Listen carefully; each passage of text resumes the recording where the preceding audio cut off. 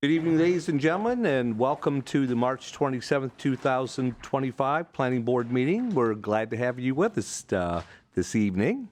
Ms. Washington, could we have a roll call, please? Certainly. Mr. Barhu? Present.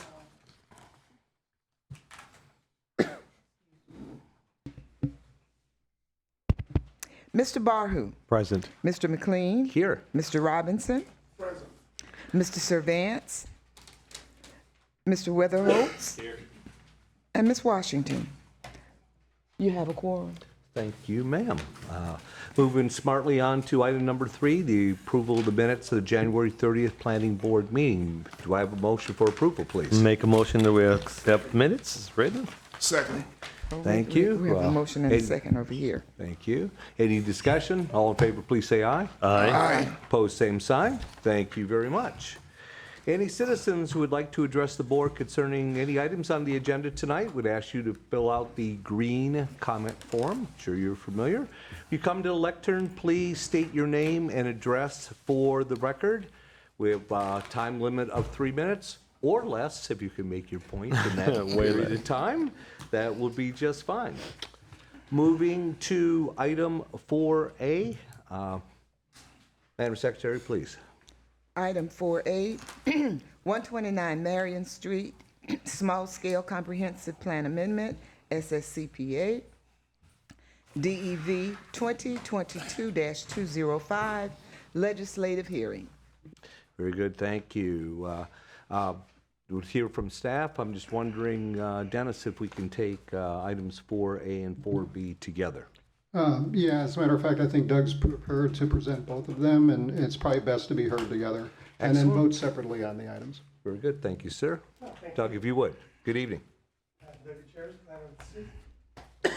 First item 4A, excuse me, small scale comp plan amendment, 129 Marion. It's requested by Robert Merrill, Cobb Cole, for approval of small scale plan amendment, changing future land use map designation to local service industry for 0.59 acres and a new neighborhood H policy. Applicant is also applying for a rezoning to a planned development general. Property is located at 129 Marion Street, approximately 300 feet south of West ISB. Here's the aerial. It's there's some vacant parcels, but it's mostly developed. It's 0.59 acres, and the change from commercial transition to local service industry for land use designation. And the proposed issue and policy essentially is to permit some heavy equipment sales, rental, and storage. Storage yard uses in addition to the office, personal service, and retail uses that are compatible with the surrounding area. Showing your current and proposed use. The impact analysis says it's an existing business and not changing anything. So you're going to see a net zero demand on water, sewer, and trip generation. Staff finds that the small scale amendment is consistent with the comp plan, does not represent urban sprawl, and the city of Daytona Beach has the available capacity to serve the demand of water and sewer. Based on staff analysis and review, staff recommends approval of the proposed future land use map amendment, 4.59 acres from commercial transition to local service industry, and the new neighborhood H issue policy limiting the uses. Majority vote, planning board members present, and voting is required to recommend approval to the city commission. It's tentatively scheduled to be heard by city commission, first reading on May 7th, and second reading, which is the public hearing, on May 21st. That concludes staff presentation on the comp plan. And I'm doing for the redevelopment, the plan development, redevelopment, rezoning. Again, this is a request by Rob Merrill, approve a 0.59 acre and with the 3 additional parcels from the redevelopment Midtown neighborhood transition mixed use, RDM5, to plan development, redevelopment, zoning to allow for communication, healthcare, animal care, business support service, office, retail, and industrial uses, and the associated site improvements. Location map, aerial. This is the zoning change, current zonings, RDM 5 to PDRD. On December 1st, 2021, Bryson Crane Service applied for a business license and was denied because the crane service is classified as a heavy equipment sales, rental, and storage use. And this is not permitted in the RDM 5 zoning district. To bring the property into compliance with the Land Development Code, the applicant request is to rezone the property to a PDRD to allow for the industrial use and all the associated site improvements. This is showing the PD plan. As part of the rezoning request, the applicant is requesting following waivers and modifications. Use standards, heavy equipment sales, and rental and storage required to be located at least 250 feet from residential, school, or childcare. The applicant is requesting a modification from the standard to allow the use to remain as it is currently being used in its current location. For landscaping, the applicant requests a waiver from perimeter landscaping requirements to the extent that they conflict with landscaping existing within the site. This modification request would allow existing fence to remain. Another waiver for landscaping is regarding landscape islands and to allow the maneuvering and coordination of vehicle traffic within the site in its existing configuration. The parking surface use waiver, the minimum stacking distance for parking lot entrance driveways is minimum stacking distance of 25 feet. The existing parking configuration does not meet that. The applicant's requesting a land development LDC modification to continue with the current configuration. Property also currently utilizes dirt and milled areas within the site for parking. The site contains 3 designated parking spots near the office for employees or guest vehicle. The applicant is requesting surface materials for vehicle storage. Currently compromised that the millings be permitted to remain until a time the property is redeveloped in the future. Fencing. Per the Land Development Code, barbed wire fencing is prohibited in all zoning districts except industrial. Because the use is considered an industrial use, the applicant is requesting to allow the existing barbed wire fencing within the site to remain in its existing condition. So provided all land development modifications are accepted, staff recommends approval to rezone the 0.59 acres of land at 125 Marion Street, rezone from RDM 5 to PDRD to allow for the communication, healthcare, animal care, business support service, office, retail, industrial uses, and associated site improvements. And that concludes staff presentation on this one. All right, very good, sir. Thank you, The Doug. applicant's representative is here to answer any questions too. Okay, thank you. Any questions for staff on either 4A or 4B? Yes, sir. With the waivers, are we saying that the applicant doesn't have the ability or the necessary resources, or because of the past size of the property, they don't have it, to meet, they don't, Capacity, the capacity to meet the my understanding is, the existing configuration, if we're adding the new landscaping and the islands and everything, that would interfere with the current operation. Okay, That's the extent of my knowledge. The representative's here. He might have more insight on that. okay. So it's like they're already existing and they want to expand or add? They want to continue the use and Yeah, and if I can, the site's existing and a lot of these non-conforming features are currently existing on the property. The applicant is going to be doing some improvements to the property, but those that they couldn't do or wouldn't be prudent for the use of the site, they're requesting a modification from the code to be acceptable as is. So like if they should sell and decide to upgrade or renovate to another business, then the new standard would. The new standard would apply. If it were to be redeveloped as something else, they would have to meet those code requirements. Okay, thank you. Anything else for Doug? We have the applicant, Mr. Merrill. Good to see you.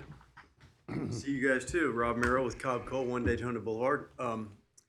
And there'll be a theme from me tonight, which will be I'm going to be brief because wow. the Gators are playing tonight in the Sweet 16. So hopefully I got some Gator fans or at least Gator sympathizers. Come on now. I mean, we're all kind of My in this daughter's a together. Gator, but University please of continue, sir. Florida.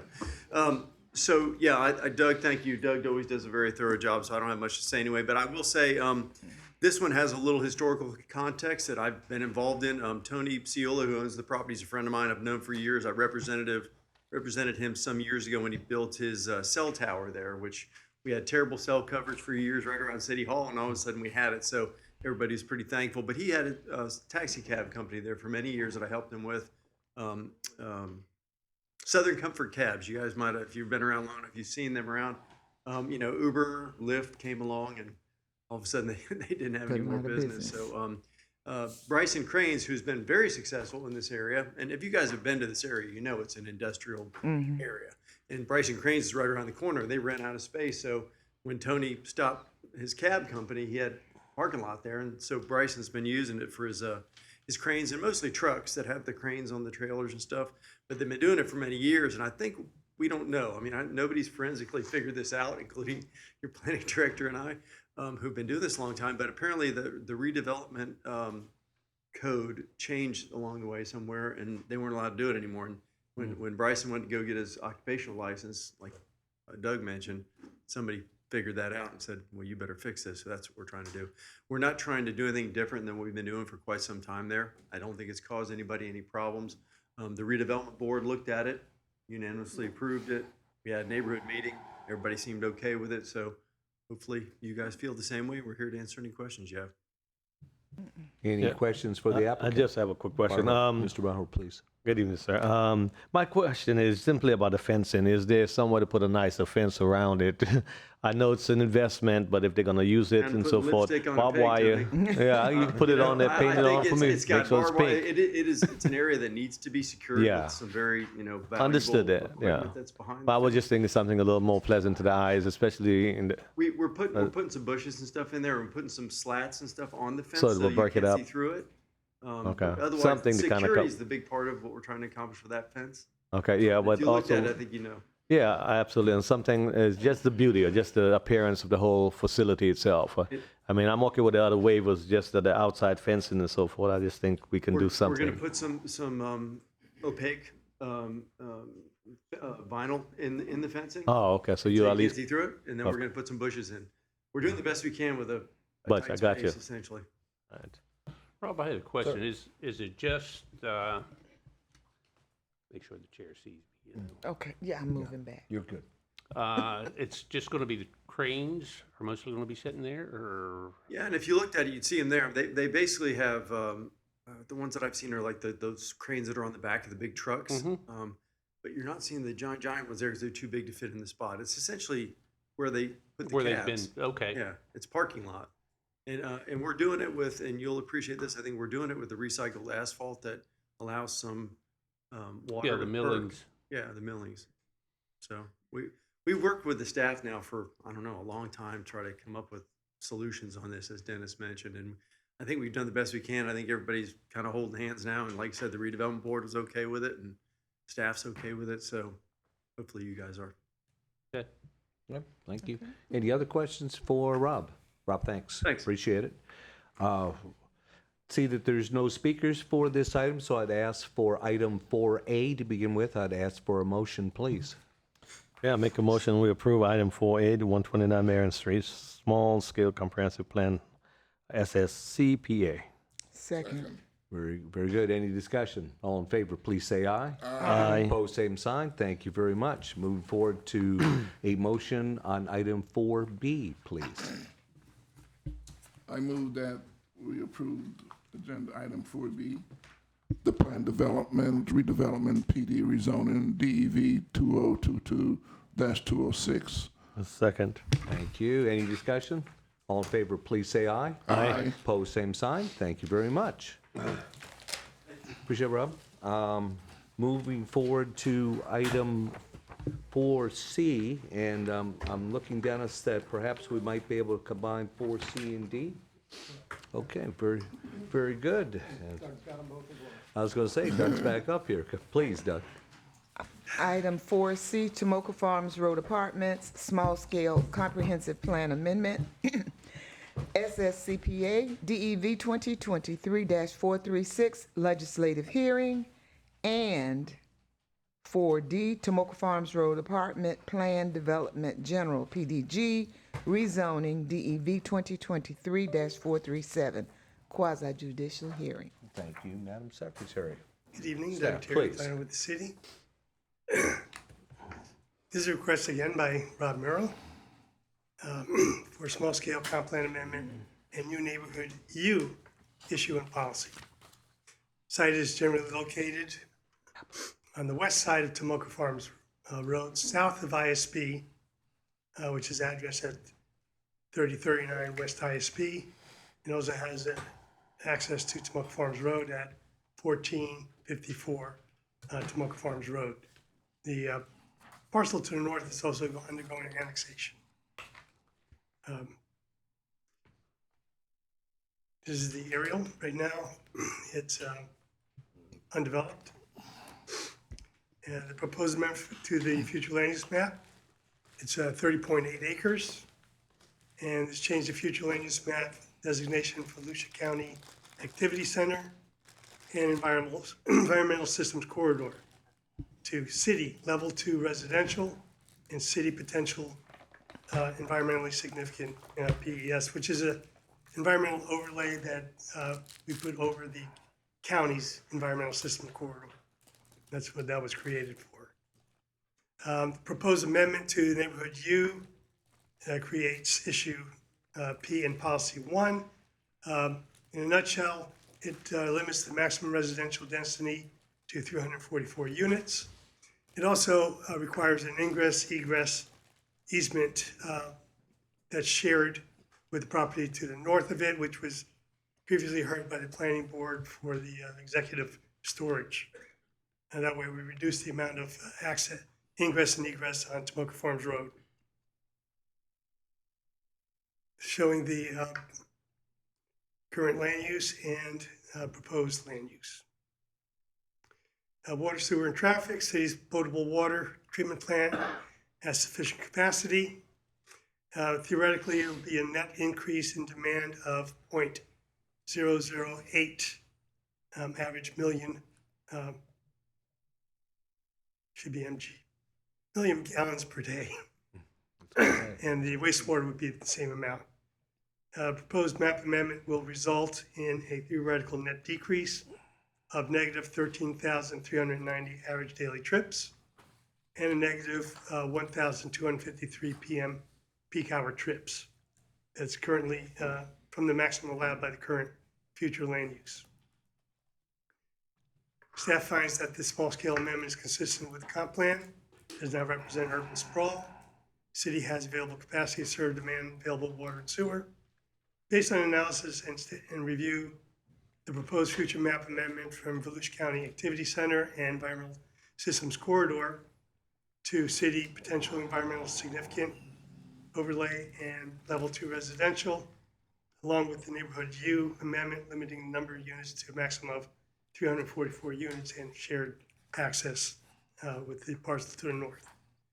A majority vote of the planning board members present in voting is required to recommend approval to the city commission. It's tentatively scheduled for first reading on May 7th and second reading public hearing on May 21st. That concludes the comp plan amendment. This is the rezoning. Again, request by Rob Merrill, Cobb Cole, proposes rezone the 30.8 acres to allow for development of multi-family facility. Site location and aerial, and showing the current zoning to the new zone. This is a PD plan. I know it's kind of small. I didn't want to give you 100 pages. but I think you should see it in your staff report. Well, you'll notice they'll have access, I believe, to ISP and to Mocha Farms Road. Is an elevation, I guess, that represents what the applicant's, planning to build. The request is to rezone the 3.8 acres from Volusia County Rural Agriculture A2, Resource Corridor, RC, which is the Environmental Systems Corridor part, and Highway Interchange Commercial B6, which essentially is on the ISP portion, to a plan development general for multifamily development. The multifamily facility will be developed with parking, stormwater pond, and landscaping.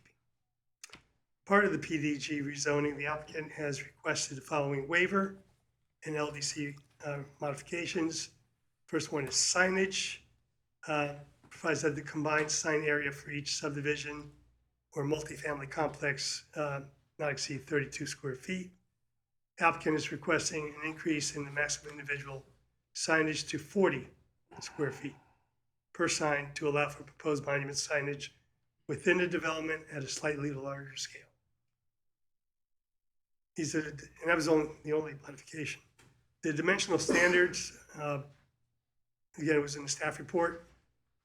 Building height 75 feet. Density comes out to 11.2 dwelling units per acre. The maximum units 344. And it provides the setbacks and building separation. And the only permitted principal uses is multifamily dwelling and multifamily complex. Staff finds the requested rezone to meet the criteria in sections 3.4D3 and 4.8B in the Land Development Code.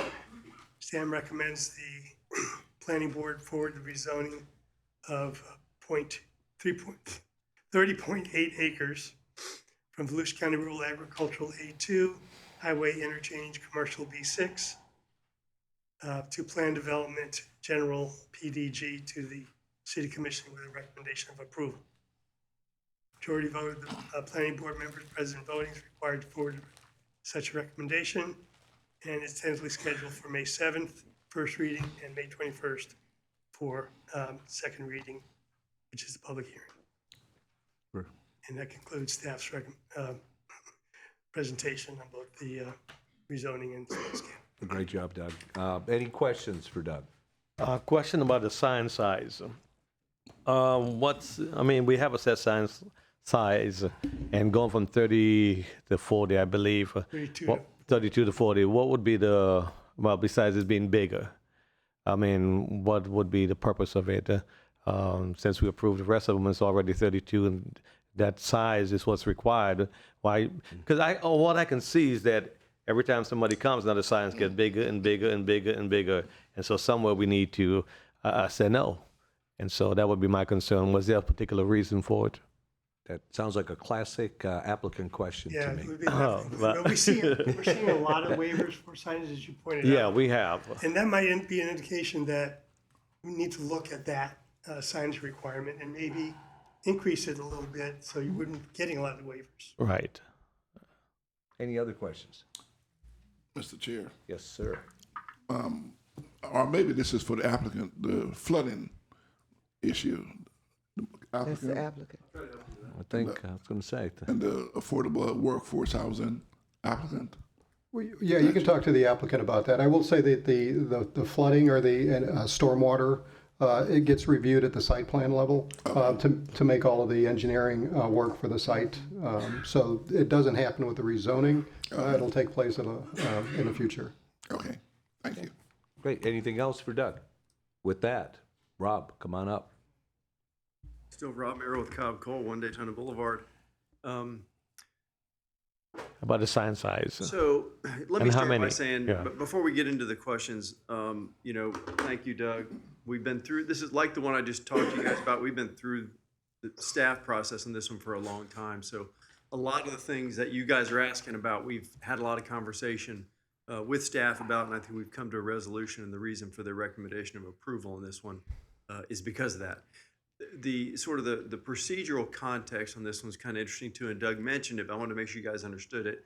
This piece is part of a bigger county enclave, I think, that we're reducing by annexing this in and putting the city standards, both comprehensive planning and zoning standards on it. From a standpoint of the environmental part of this, we are basically mirroring what the county had in terms of their protections. In terms of the stormwater and the flooding aspects of this, Chris Rowley's here and he can talk to you about it in detail, but essentially when you look at that plan, you're going to see a great deal of the property that is towards the Tomoka River. Because the Tomoka River runs through the westerly part of this property. It's not the part of the river that's a flowing river anymore, but it is part of the outstanding Florida water.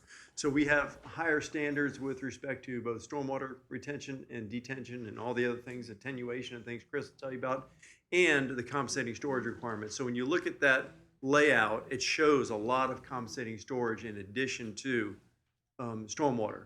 And then it has an area that's significant to the west that is considered the riparian habitat protection zone for the Tomoka River, which is an outstanding Florida water body. So we have a lot of belt and suspenders requirements that your engineers have already gone through to make sure that we're going to abide by. And as Dennis said, when we come through the site plan review process, you will see the details and the calculations that go with that. As far as the signage goes, this is a large part of this property is because of its proximity to the interchange is considered a county activity center. So they have a lot of much heavier uses that could be proposed here. And we're moving away from that and we're essentially reducing a lot of the impacts that could occur from that. But because it's an area that's so heavily trafficked, I mean, you think about the cars both on Tomoka Farms and on ISB and how fast they're going, we thought a little more signage would make sure that people knew how to get to this place. And I can tell you that we've had a bunch of these that we had to do this with, Tony, and I agree. This might be one you might want to think about the code, because when you look at this, the size proportionally to the 30 acres that we're talking about and the proximity to the roadways that people are looking to find out whether they're supposed to go there, I think it's very much to scale and maybe even should be bigger, but that's the reason for that. I think it's a pretty modest request, and it's been done in a lot of other projects that we've been involved in this area. So I think with that, I would mention part of the time it took to get here is your staff told us along the way, because originally this project, can you show the picture again instead of the picture of me on here? Keep looking at myself, it scares me. The elevation? Yeah, the one that just shows the two. There were two. No, not the elevation. Parcels. There were sort of two pieces in the plan view. Just go back a couple Did you pages. want the aerial? The one that shows the aerial that shows it was really two pieces of property. Joe, I don't have access. I'll describe it to you guys. I can be descriptive. You can be So originally the project was on ISB only. And your staff said, we're not comfortable with the amount of access that you're providing. And so we bought additional land all the way around the back to the south and east. There you go. See the second piece? It's kind of two compartments. We invested in that additional land so that we'd have access on Tomoka Farms and on ISB. So it was a pretty significant reach for the green organization that is the developer here. But it allowed a lot better connectivity. And so in addition to that, while we were going through the process, as you guys recall, for the self-storage facility that's next door, the city said we also don't want that many driveways on Tomoka Farms. Kind of like what Dunlawton, what Port Orange has done with Dunlawton over the years. They make people have a frontage road essentially and share the driveway. So there's not as many cars coming in and out of that road that's a pretty heavily trafficked road, or will be, I think, in the future. So that was the second thing that we did in conjunction with the staff. So I'm hoping that you guys see that as progress in working with the staff. And I think we've got the recommendation of approval, and we had a neighborhood meeting and everybody seemed okay. So again, hopefully you guys will Well, as well. speaking of that neighborhood meeting, glad you brought that up, Rob, and just my compliments that looking at that particular meeting, there were relatively few amount of residents, but they had a lot of questions. And the fact that they did, and the There's a lot of fact that folks they were, had a lot of questions. the fact that they were Chris and addressed, company don't worry. included. That's commendable. I think sometimes people forget when you're having these neighborhood meetings, it means somebody has to conduct them. And you folks are involved with a lot of them, taking up your evenings. And I just wanted to compliment you thanks. on the response to a large number of questions by a relatively small amount of residents. I did want to address. I'm impressed you noticed. Thank you. Pastor Barhu's comments about signage just in general, not necessarily, Rob, what we're dealing with tonight, but it does seem like, and I think we've had this discussion before, members, where it seems like we are dealing with having to approve beyond our standards often. And perhaps if there's an opportunity, Dennis, we might be able to take another look at that and see if we've got some room so we can at least, maybe not eliminate, but reduce some of these requests. Yeah, and we've talked about this before, and as you recall, just a couple of meetings ago, we took modifications to the Land Development Code that really address a lot of the things that we deal with on a normal basis. And as a matter of fact, this is one of those. If you look at the cover sheet of the rezoning, it shows that they had originally requested a reduction or a modification to allow compact car spaces for 20% of the required parking. Well, we changed the code to allow them to do that without going through the modification process. So that's one thing that we were able to take off on the modification. So we can look at the signage. Signage can be a very difficult thing because we're dealing with all parts of the city. So trying to make it's not a one-size-fits-all, so we have to really tailor it to the different parts of the city, the different speeds of the road. Rob is correct. The faster the street, the bigger the sign, because as people are driving by, you want them to be able to see it. So that's why when we saw the increase from the 32 to the 40 for the location on ISB and the location on Tomoka Farms Road, it didn't give us a whole lot of heartburn because we know that the speeds over on ISB and Tomoka Farms can be pretty quick. So we want people to be able to see the signs and know when to be able to turn in. So we didn't have a whole lot of heartburn with that. But we can take a look at the sign code, how we can make some of these modifications without going through the PD process to allow them. Very good. Also, if I may, as far as our signs, we've had larger pieces of property. We've had signs where it was in compliance. I mean, we've done a lot of it. But I'm looking at it and thinking about it. If you give them 100 feet, 100 feet, they'll come for 110. If there's always going to be something else. And I'm looking at the appearance. If you're driving down the street, everything needs to be uniform, kind of nice looking. You don't want a big sign here, a small sign here, a huge sign here, a little sign. And so that's the consistency. So maybe definitely can take a look at it and come up with a little more areas that we can be more consistent with. And we've done it where they've been speeding on LPGA, they've been speeding down Williamson, they've been speeding all over. So it's part of life. But I understand what you're saying. I think the project itself is a great project. I have no problems with the project. And I would think, considering maybe some of the decisions we've made in the past, what's being asked tonight is a relatively small change, particularly when you're looking at an area where the traffic is moving at a greater rate of speed, and to be able to see, as Rob put it, just so they know where it is, this may be a situation where that makes sense. So, Mr. Robinson. Affordability. Probably at the site plan, but I'd like to bring it up to your attention in terms of affordability, housing affordability. Is this going to be another gated community? Another $2,000 apartment, $1,000 rent apartment. What is the affordability issue? Is it being addressed in terms of the need of the city?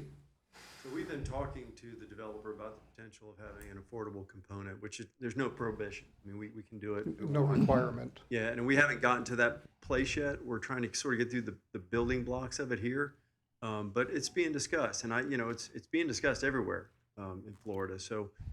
These folks are considering that, or at least a component. We've got some other projects that have a mixture of the affordability, but we understand the need, and we're working on maybe bringing a piece of that in. Yeah, in terms It would make sense here, I think. Yeah, in terms of your consideration, I would love to see it become a priority, also, not just an afterthought, but a priority up there with all the other considerations that you're given.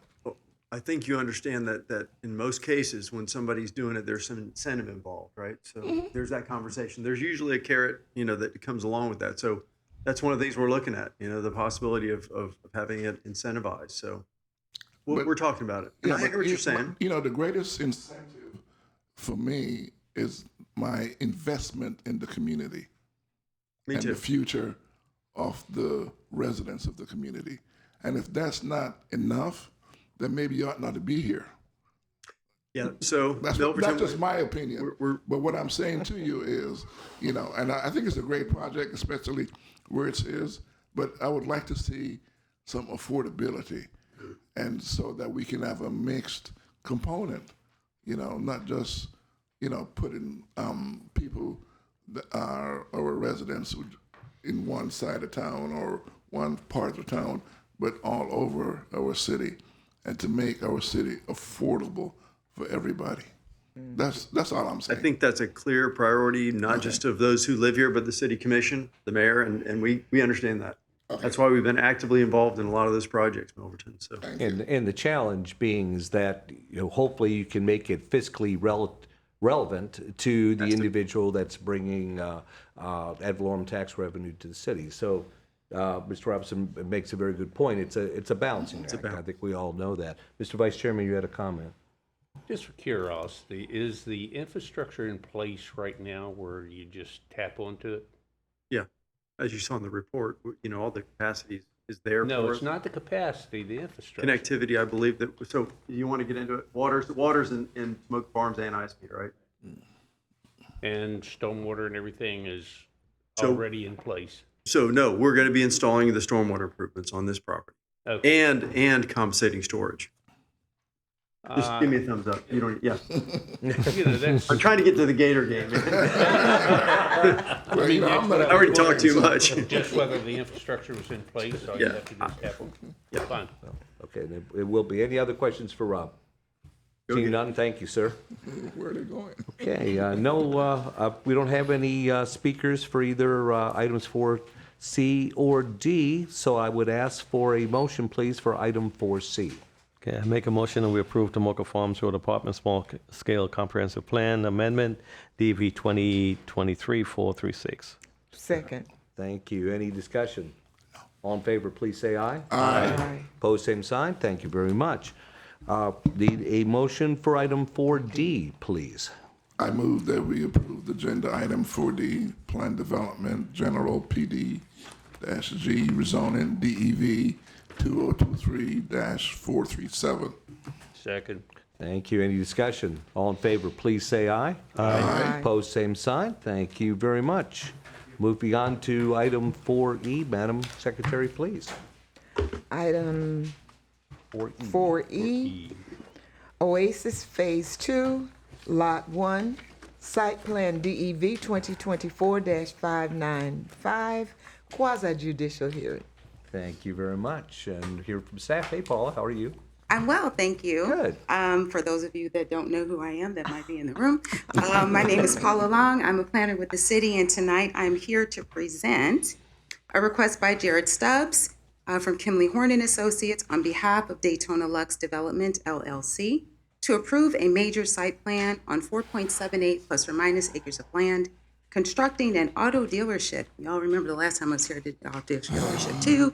This is just another one, and everybody will be happy about it, I'm sure. Phase 2, Lot 1 of the project Oasis, generally located at the corner of Mason Avenue and Williamson Boulevard. The project will include a 35,373 square foot building, parking area, sales lot, utilizing off-site stormwater infrastructure ponds that have been developed as a part of the master project. The site is at the northeast corner of Mason Avenue and Williamson Boulevard. It is currently vacant and undeveloped. The current future land use for this property is mixed use. We do have some general industry at the lower, in the south area, as well as a little bit on the southwest. It is currently zoned Plan Development General.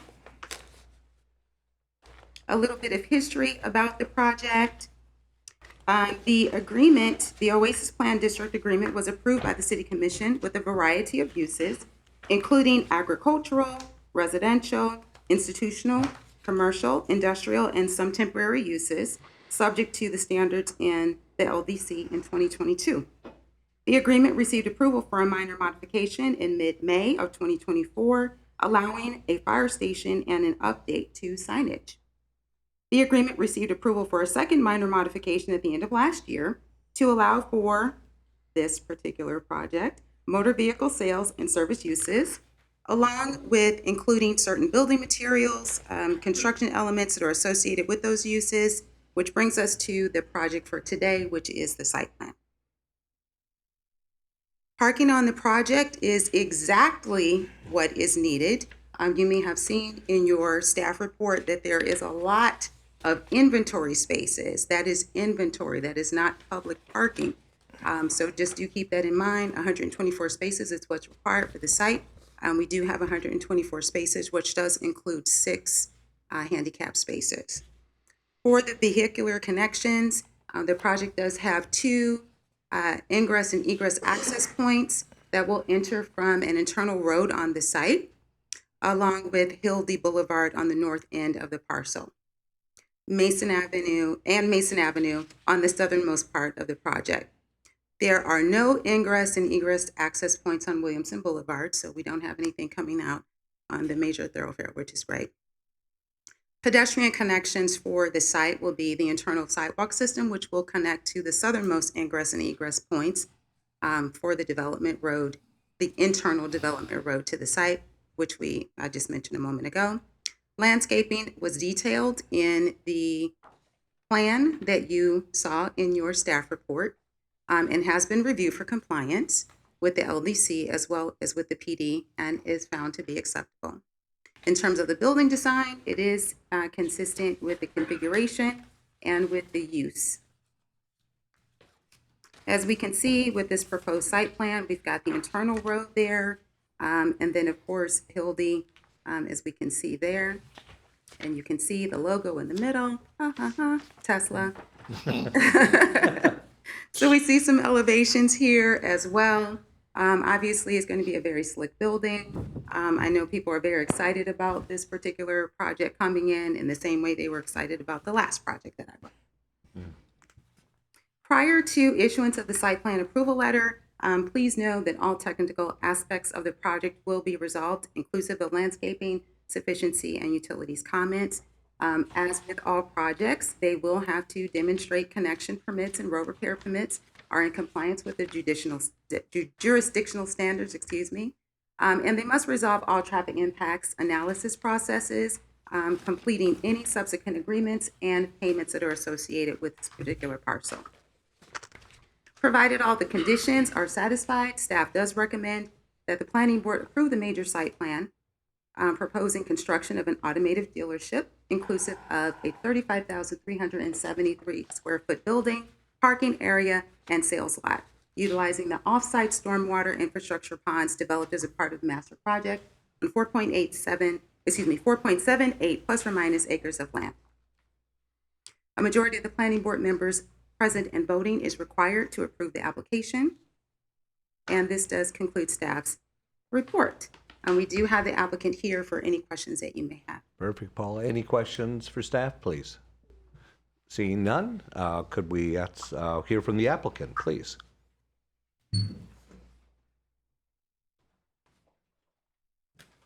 Good evening.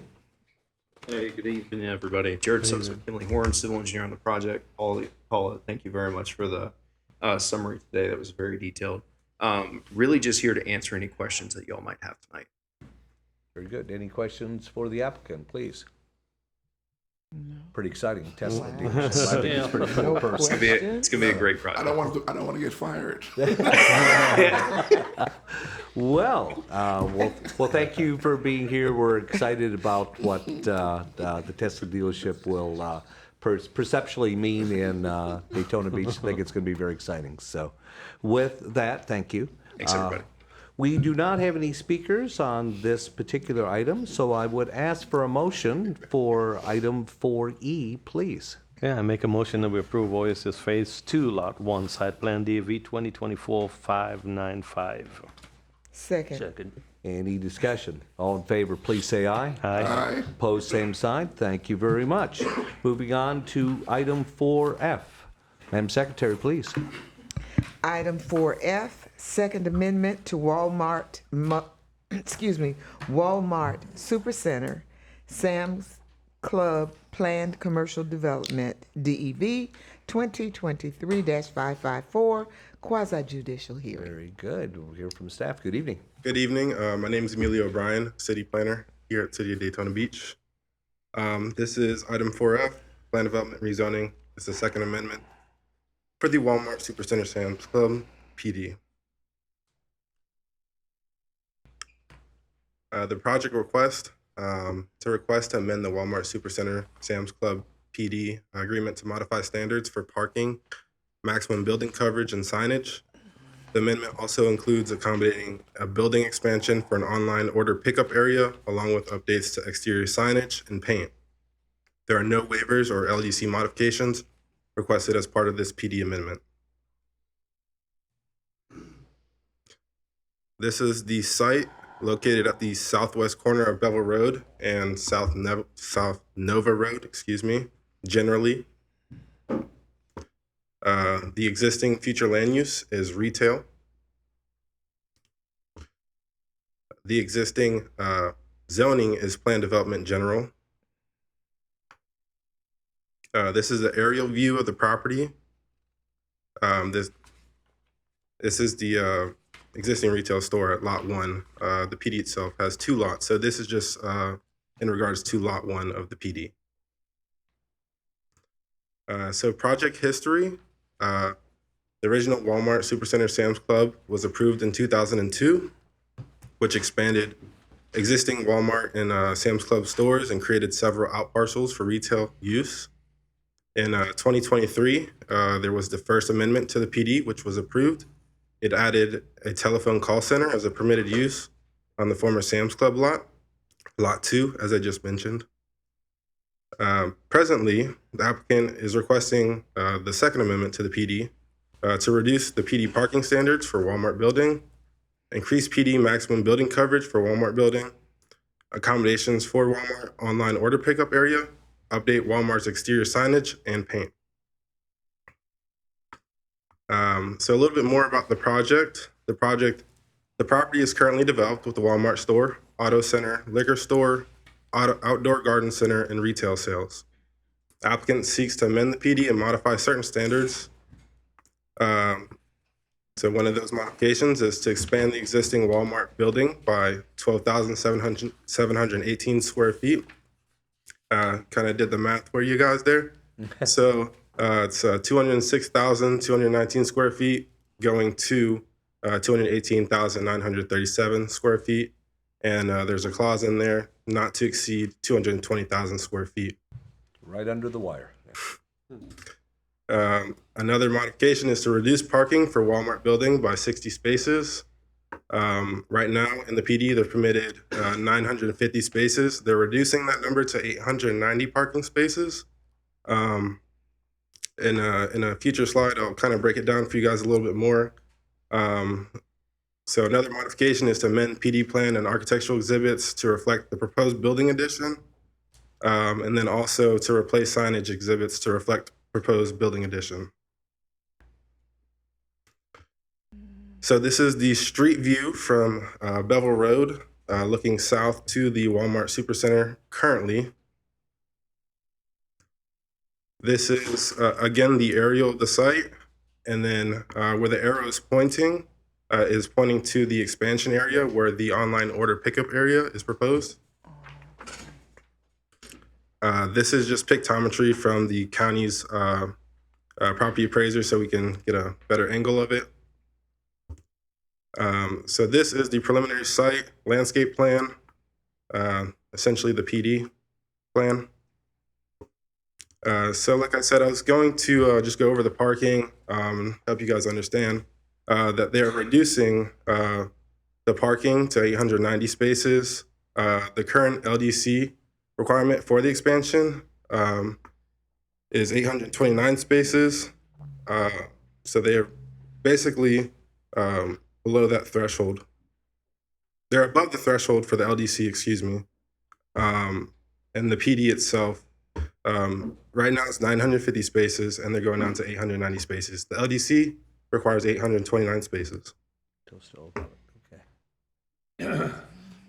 This is the proposed architectural and signage elevations. As you can see, they're changing, modifying the colors to the outside of the building, basically gray and blue, and some signage modifications.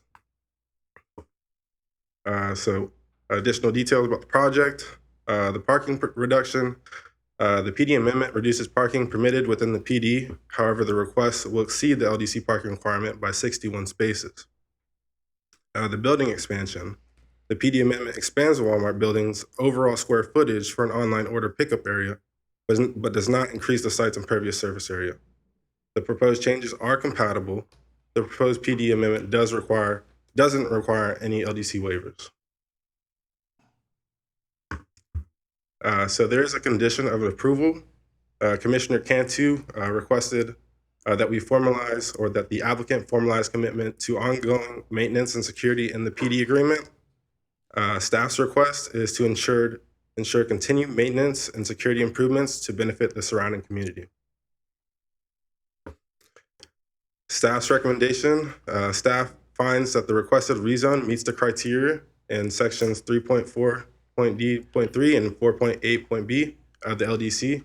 Staff recommends the planning board forward the second amendment to the Walmart Supercenter Sam's Club PD to the City Commission with a recommendation for approval contingent upon the inclusion of appropriate maintenance and security provisions. A majority vote by the planning board members present and voting is required to forward a recommendation to the City Commission. The item is tentatively scheduled for first hearing on May 7th, 2025, and second hearing on May 21st, 2025. Very good. Thanks, Amelia. Great job. Any questions for staff? Mr. Yes, Chair, sir. Mr. Robinson. I'm a little bit bewildered. You're expanding, correct? And you had 915 parking spaces. 950. 950 parking spaces, which really wasn't enough in the first place, because I shop at this Walmart. And I've shopped there too.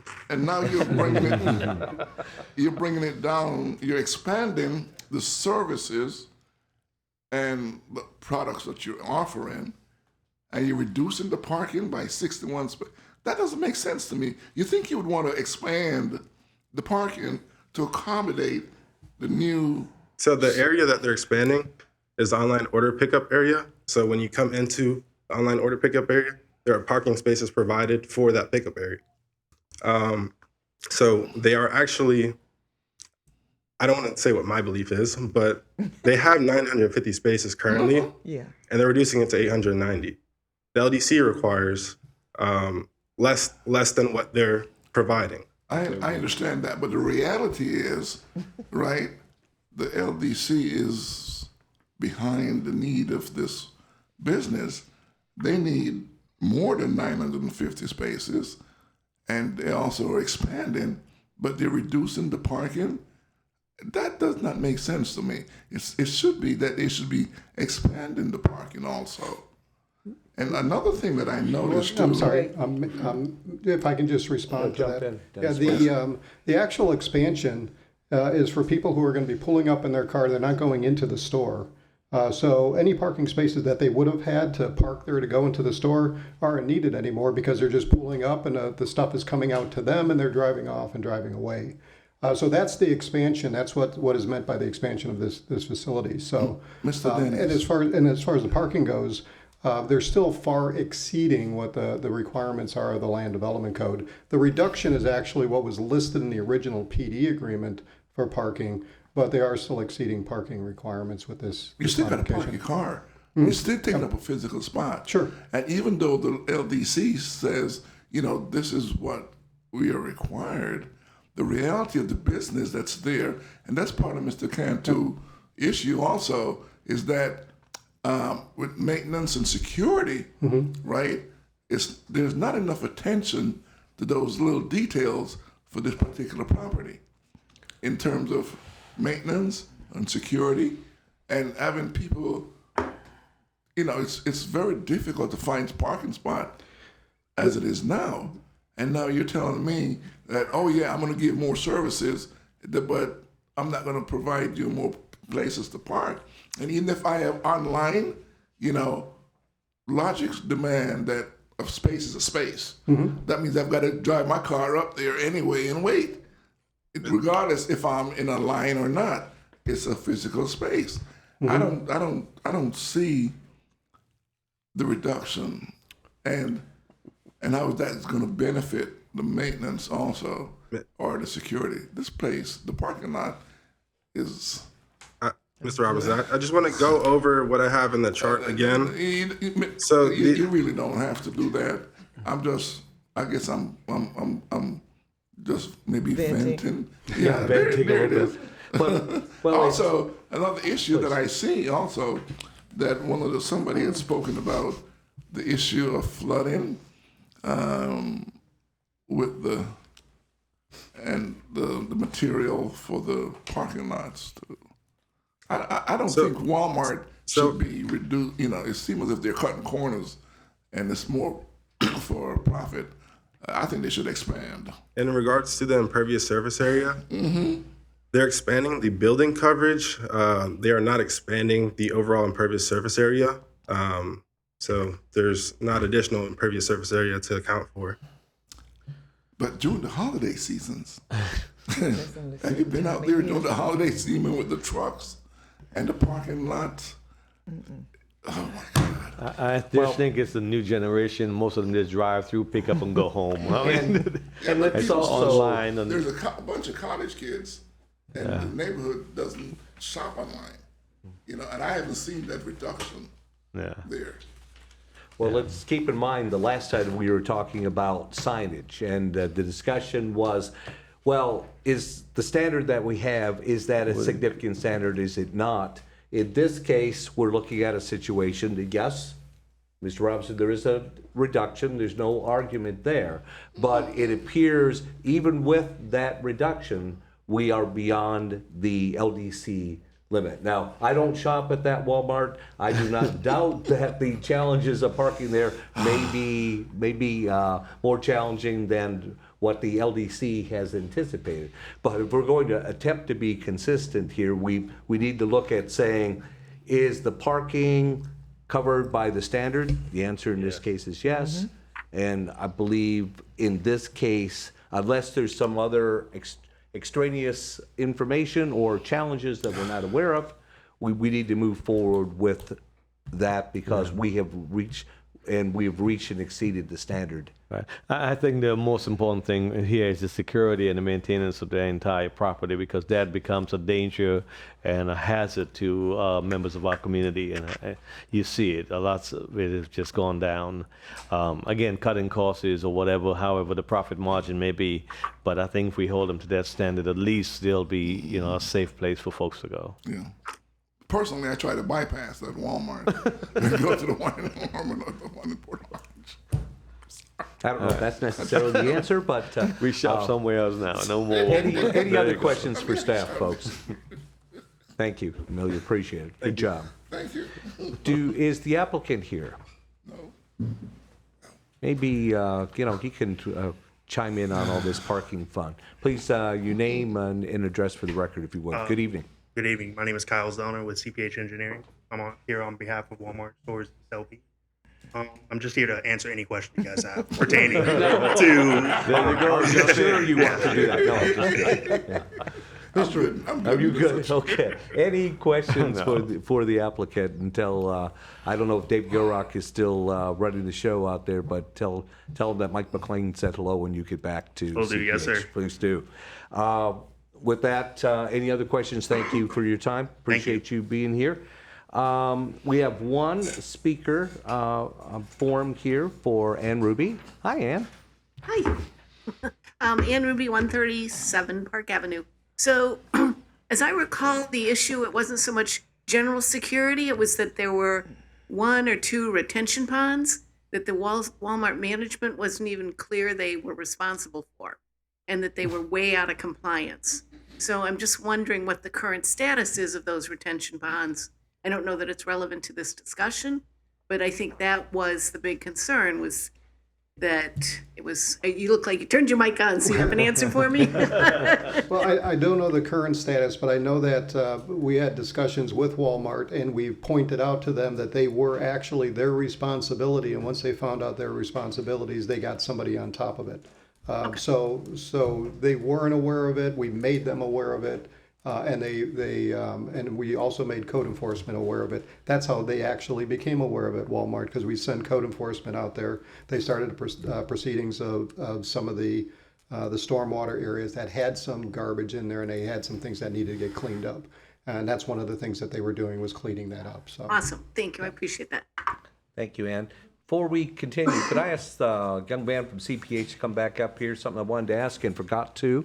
Then I don't know if you will have this information or not, but considering we're going to have a building expansion for the online order pickup area, do you have any idea, is that going to create new jobs in that facility, that Walmart facility? Any idea? Based on the other Walmarts we are currently designing around Florida, I believe it increases usually around 10 to 20 additional employees they have to train and service for the online pickup, because each parking space has a signage that you'll be able to notify the associate. And usually with a surplus of 41 parking spaces, you'll have to pretty much have an employee for one employee for 2 spaces. So they'll come in and designate pretty much each order as quickly as possible, so they're not holding back. So they will need new employees for that. Fantastic, thank you. It's always good to hear about bringing in new jobs to Daytona Beach. So that's great, thank you very much. Yes, thank you. Okay, no other speakers I have here for item 4F, so I would ask for a motion for said item, please. Okay, I make a motion that we approve item 4F, Second Amendment to Walmart Supercenter Sam's Club Planning, Commercial Development, DV 2023-554, with the security and the maintenance. Well done, sir. Second. We have a second. Any discussion? All in favor, please say aye. Aye. Opposed, same sign. Thank you very much. Moving forward to item 4G, Madam Secretary, please. Sure.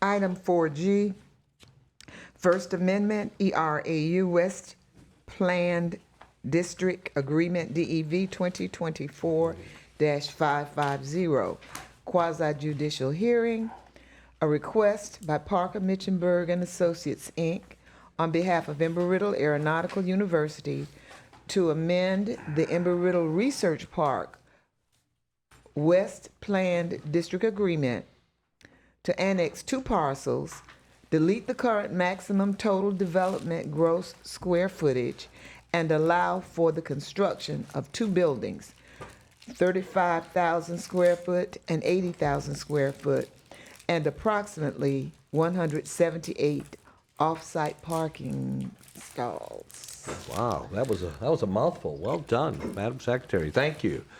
Can we hear from staff, please?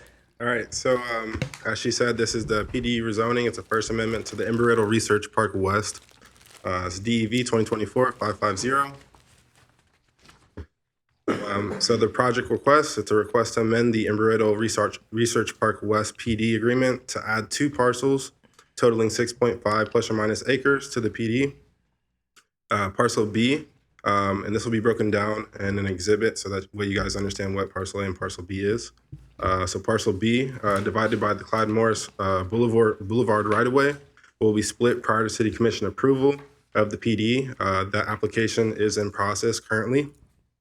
This amendment also proposes removing the current 200,000 square foot total gross square foot development cap to allow for additional buildings and adds special provisions for off-site parking. The proposed PD amendment requests a waiver of the city's tree preservation requirements due to the site's proximity to the airport, proposes dedicating 15% of the site to perimeter and internal landscaping, and replacing shade trees with 2 palms for each shade tree. This is the location map. It is located at the southwest southwest intersection of the Aviation Center Parkway and South Clyde Morris Boulevard. This is the existing future land use map. The future land use is general industrial. This is the existing zoning map. Right now, it is currently split zoned. It has the current PD, which is for the Embry-Riddle Research Park West. And then it also has M3, which is general industrial. This is the exhibit that I was just referring to. So this kind of breaks down where the existing PD is currently in this in the grand picture here. And then you have parcel A and parcel B. Parcel A is on the north side of Bellevue Avenue, and parcel B is on the south side of Bellevue Avenue. Parcel B is currently has an application with the city refuse site on the east side of Clyde Morris. So right now that's being split, and then you'll have parcel A, parcel B, and the Research Park West. And both of those will become part of Research Park West.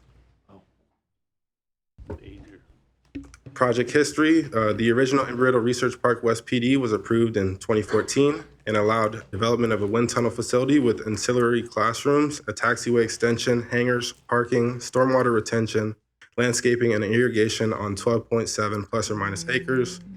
Presently, the applicant is requesting the First Amendment to the PD to consolidate land, removal of square footage cap, modify landscape standards, and add special provisions for off-site parking.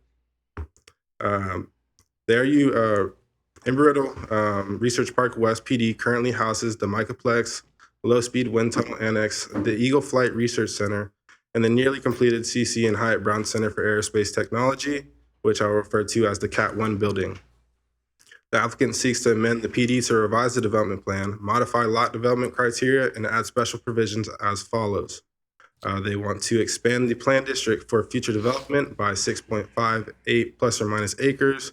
That takes the site or the PD from 12.7 plus or minus acres to 19.28 plus or minus acres. You have 2 parcels to be incorporated into the PD, as I described. The vacant land on the northwest corner of Bellevue Avenue and Clyde Morris Boulevard, south of the existing PD district, and the other parcel, which I've already described. So just to continue the summary, expansion to accommodate proposed 35,000 square foot Cat 2 building and 80,000 square foot Cat 3 building and 178 off-site parking spaces. There's the parcel split, which I've already went over. Remove the maximum development cap. There's 200,000 total developed gross square foot cap currently, which would take them to an unrestricted amount of total developed gross square foot. The other modification is to modify landscape standards due to proximity to the airport. There's the 15% tree preservation requirement for the landside portion of the property, which is being met with 15% perimeter buffer and interior landscaping. The requirement of 6 diameter inches per 2,500 square foot of the total development site, which will be satisfied with proposed palm trees. The palm trees will be 2 palm trees per 1 shade tree. And also to add special provisions for off-site parking to meet on-site parking requirements. This is pictometry again from the Volusia County Property Appraiser, which shows the land side of the Research Park West. And this is pictometry showing the air side of Research Park West.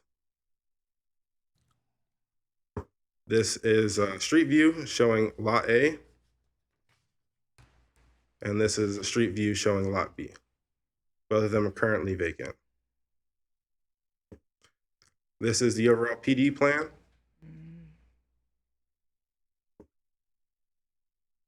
This is also the PD plan. Again, the PD plan. So just to break down the building area and where they're trying to get to.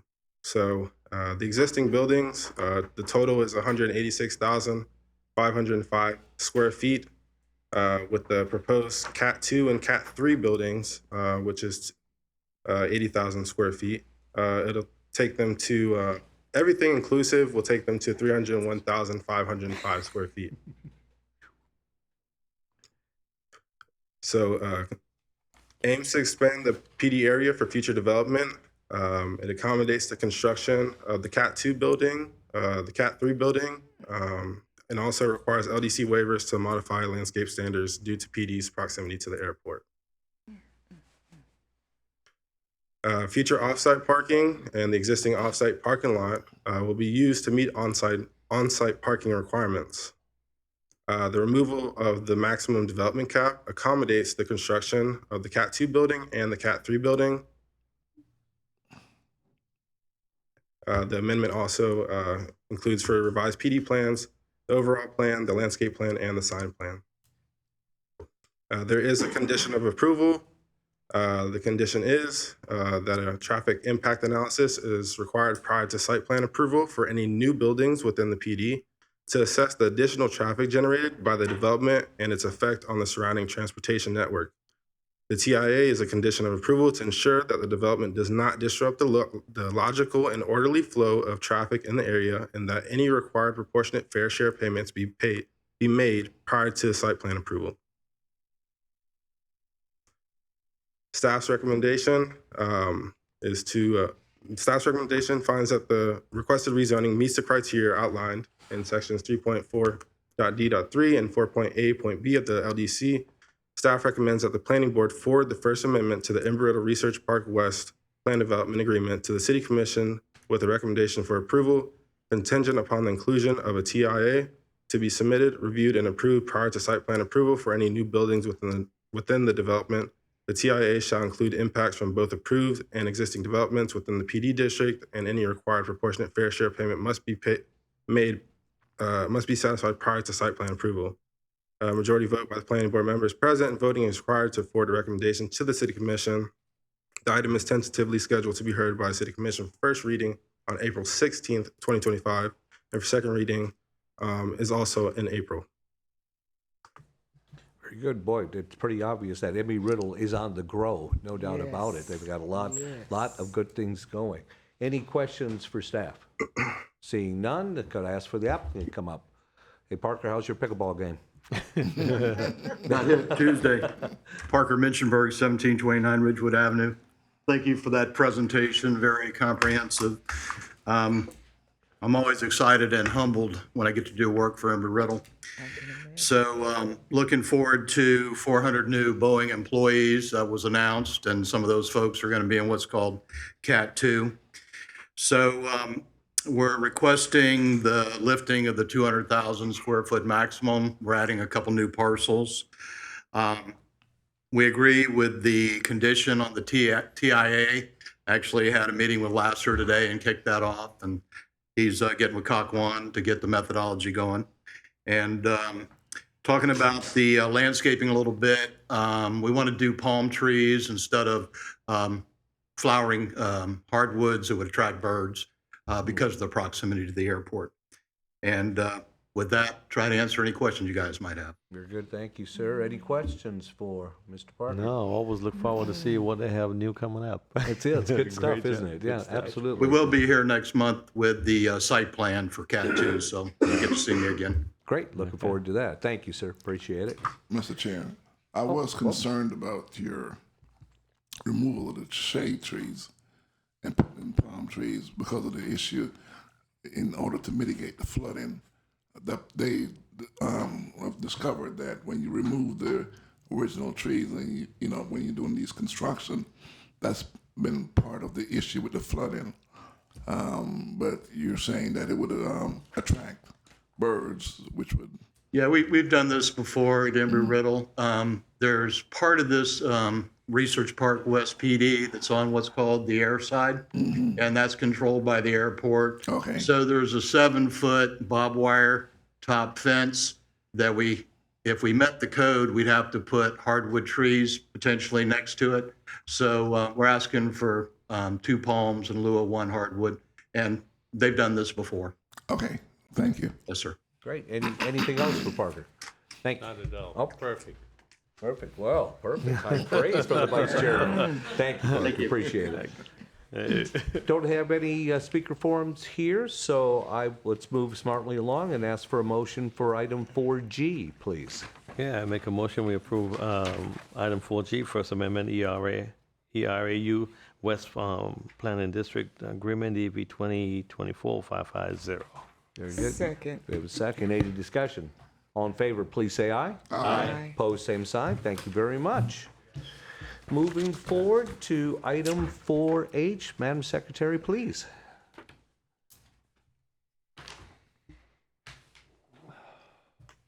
Ms. Kathy? Kathy? We just thought you were doing a dramatic pause. That's all. I'm sitting here waiting for Paula to get started. I forgot I had a role to Gator play. fans are too. Let's pick it up. I have it on my sheet. You say something first. First Amendment, I-95 LPGA Boulevard, PD, DEV 2024-568, quasi judicial hearing. Thank you, Madam I Secretary. apologize. And That's Ms. quite all Long, right. I will always wait for you.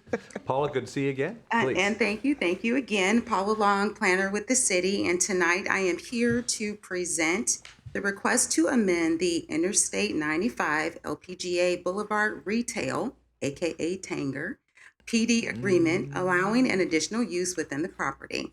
The revision detailed in the PD amendment seeks to add special events as a temporary use, incorporating Section 5C, special events, with associated timing and compliance standards to the PD, inclusive of a sunset date prior to the formal adoption as a permanent section and use within the PD. This is the site location. We are all very familiar with Tanger Outlets. As you can see, the space is completely developed, including the parking. The future land use on the space is interchange commercial. It is surrounded by interchange commercial, and directly below that small sliver at the south end, of course, is the general industrial as well. The current use on the property is PDG, Planned Development General. And again, it is surrounded by the same. That sliver right below it is PDG. Right below that is MFR 20. What you see on the screen currently and what you have also received in your planning board packet are the 3 locations designated as A, B, and C in the parking areas where these events would be occurring. The LDC actually does contain some limitations. Right now, we're going to talk about the project details and where those modifications are going to take place. There are some restrictions as it relates to the period of time, which is 10 days in terms of the duration per event, a maximum of 16 days per calendar year. In addition, there are also some limitations in terms of authorizing special events on the site for at least 90 days after the expiration of the most recent special event that was held on that site. And there's also a limitation that indicates that there will be no permit issued authorizing a special event to be conducted 7 days before or 7 days after a major event period. We know what those major event periods are. We just had one. The submitted addition detailed in Section 5C in the PD amendment modifies allowances for special events only with the following provisions. There are some timing limitations. Events held within the designated locations will occur without limitation to duration, which is the number of days per event per year that an event can be held. There's no waiting period between the events. However, there will be a minimum of 48 hours between activities within the property. In your staff report, you did see that the property is defined as the whole site, not just these special event areas, to which a special event area is going to be a part of, obviously. Activities within the property may not be held on a continued operating basis extending beyond 10 days. It would be prohibited for these events to conduct operations between midnight and 8 a.m., although setup and breakdown can occur during those time periods. The addition of the temporary special event uses to the PD would not limit the property owner's ability to apply for and be reviewed for other temporary uses on the property through the city's special event process, which is in accordance with LDC Section 5.4.C.4. Special events held within the designated area shown previously are required to meet compliance with the following standards detailed as this. The property will be returned to the condition and grade existing prior to the commencement of these activities within 10 days after the conclusion of the activity. The property owner will be responsible for all vendors that are operating at the special event, recurring or one time. The property owner is responsible for any costs associated with any illicit discharge violations and subsequent cleanup of the illicit discharge within the right-of-way and/or city infrastructure. The activity will not result in damage to public or private property beyond the normal wear and tear, injury to persons, public or private disturbances or nuisances, unsafe impediments or distractions to or congestion of vehicular or pedestrian travel, additional and impracticable or unduly burdensome police, fire, trash removal, maintenance, or other public service demands, or other adverse effects upon the public health, safety, or welfare. It is important to note these items. The City Commission retains the right to revoke the ability to host activities upon a finding of good cause that the property has violated the conditions outlined above. The proposed allowance shall remain in effect for 1 year following approval of this first amendment. The City Commission has the authority to provide a one-time extension of up to 1 additional year through adoption of a resolution authorizing the same for further evaluation prior to formally adopting this activity as a permanent section and additional use in the PD. So basically, they're going to be allowed to do it if you recommend and the commission approves it. They'll be able to do this for 1 year so that we can evaluate and make sure that everything is in order and it is not being a burden to the community at large. We will also obviously be looking at everything. We'll look at the traffic. We'll look at everything that happens after the events. And the commission can be able to extend it for another year if they want to look at it a little bit further. After that, the commission has the ability, if they so choose, to accept it into the PD as a permanent portion of their PD. Okay? Very good.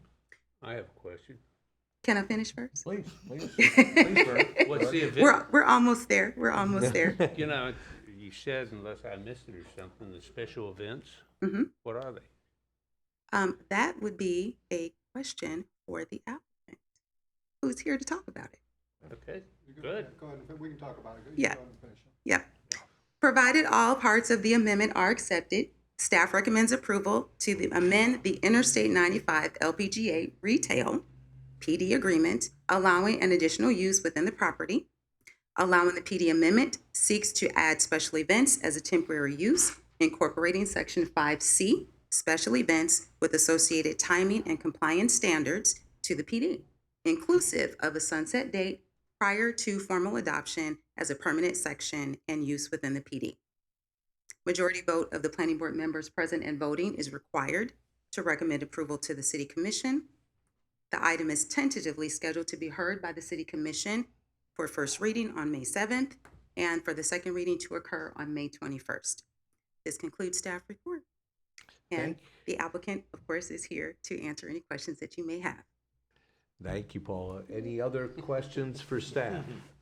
Until we get Rob up here and he can answer all this fun-filled stuff. Yeah, he can come join us, but the special events, I will tell you that, and he'll jump in. Land Development Code will define special events as an assembly of 100 or more people for a special purpose for things such as a fair or a carnival. That's what you can expect as a special event. Yeah. Rob, roll again. Cobb Colt. Rob, before you get rolling, just a quick comment. When I was looking at this and my first kind of go-round reading the staff report, I wrote down 3 words: kick the tires. I think that's what we're essentially doing here. Would that be fair to say? Yeah, you are. So let me say, first of all, I was very fortunate to be part of the bringing the Tanger project to you guys, and I was excited about it then, and I'm as excited now as I was then, even more so. They've been very successful. They've done a lot of the special events, and I'm gonna let them talk a little bit about the details because I don't want to spoil any of it or miss any of the details. But at the end of the day, we've come up with we started with, let me rewind. There are some properties around the city that you can do these events just about anywhere under these guidelines. And the guidelines were expanded for the Kennel Club recently. And you guys remember we brought that to you, and they've been very successful. But when we brought this one forward with the idea that this is another property that is poised for doing these kind of things more frequently, the city started to kind of ratchet down a little tighter. So your set of rules that you have in front of you tonight, including the idea that it's only for a trial period, is becoming stricter and stricter. But I think it's a great place to do this, and I think we'll hear about that. But good question. A lot of different things that happen during holidays that we need to do, and they complement certainly the uses that are there permanently.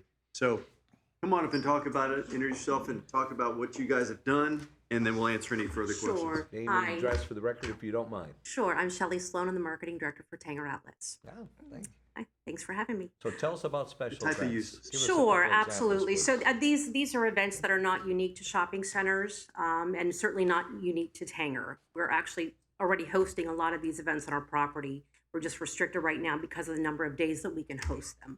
We're talking about things like RV shows, spa shows, where they can come in and set up spas and sell them on our property.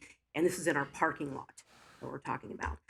Things like food truck events that we host on a regular basis. We'd like to do more of those in our parking lot because they bring a large amount of traffic to our shopping center, which also benefits our retailers because they stay and they shop while they're here. Could be things like a Cirque du Soleil type event that could be held, things of that nature. I like that. Very interesting. Any other questions here for either of these fine people?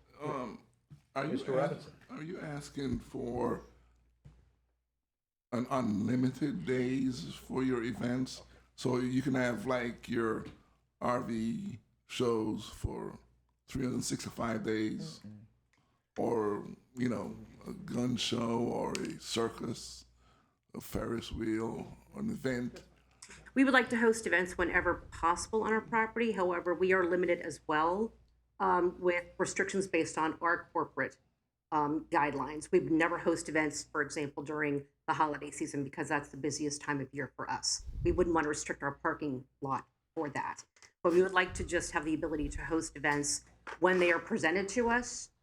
And because of the current restriction that we have, because of the timing of the events that we can host, we're just looking to open that up a little bit more so we can host additional events on our property if we have the ability to do that. So, Milverton, I want to add, though, that we are going to continue to go through the permitting process. And so everybody, the staff will get notice of it and we'll get the opportunity to see what we're doing and evaluate it before it happens. Unlike what's going on with the Kennel Club, which we set up the rules and then we just do it sort of as an automatic, we give notice. In this case, they're kind of holding our feet to the fire to make sure we do it in a way that's not going to disrupt anybody. So this is a trial period. I think it's worth a try. These guys have been great corporate citizens. We're happy to have them here. They're paying a whole lot of taxes. They got a lot of good clientele out there and a lot of good shops that everybody likes to go to. So hopefully you guys will support them and give them a chance on this. Well, it does give us an opportunity to be flexible on utilizing your Right, property exactly. assets, and when there's situations that make sense, it's going to enhance your merchants, which is going to make them happy, and they'll stick around and they'll make money. The rising tide hopefully lifts all the boats in this scenario, so I think it makes good sense. Mr. President? Yes, May I please, speak? Mr. Barber. Okay, I have a couple concerns about that, the events, and to be unlimited in such ways. I think it should be restricted, it should be limited. We've had this come up with one Daytona, and we talked about the RV park and some of the other things out there. But I'm looking at the traffic is just terrible out there now, and to bring special events and have other things, that causes a problem. You're taking up spaces that actually the merchants use to patronize your stores and so forth out there. I have great concerns. I think trying it out, having limitations to it, seeing how it works, if there's a need for a particular event, maybe we could visit that, not an issue. But just to give you a blank check pretty much to do that stuff, I'm looking at it different. I think it'll just be too much. So Tony, just when you look through the report, you'll see that anytime the city wants to say no, they can. Well, We're it's a asking- city, but they may not. We're asking for each Yeah. one of these one at a time. So if it becomes too much, the city has the ability to say, that's too much. So it's open only in the sense that we can ask. You follow me? I understand. I It's understand only that. open in that sense. And so the city has complete discretion. But And- it just depends on who you get in the city. When it comes to us, as far as the board, I'm not going to put my name to something like that and give you a blank check. No, it needs to be defined, and you need to define how many events, because we've gone through this before. And in defining those events, I have no problem saying if you need an extension or if you need to have a second event. That's just my feeling about it, because again, because of the infrastructure that's out there, it's already crowded. Traffic is just horrific at times. It poses problems of safety for families that's being out there. And, you know, of course, I'm out there frequently with my family or families out there, and I want to make sure they're safe. And to bring other events in on top of that and not probably have proper infrastructure for security and so forth, those are concerns that I have. So I'll try to answer them by saying we have been through this process for how long? Quite some time. Yeah. And thank you, Paula, for giving such a thorough report. What you didn't say was, it's not just the planning department that's bringing this to you. The fire folks, the police, everybody has been in this conversation. There is no safety issues that have been identified. We have safeguards put in place to keep those things from happening, Tony. So that's what's coming forward. The first time we trip up with anything, they begin to say, no, you can't do it. When I say they, it's not just Paula. It's the police department. It's the fire department. It's the traffic people, all of whom are looking at this and saying, well, in this case, traffic's good. You know, you want customers to be there, right? We want it to be successful.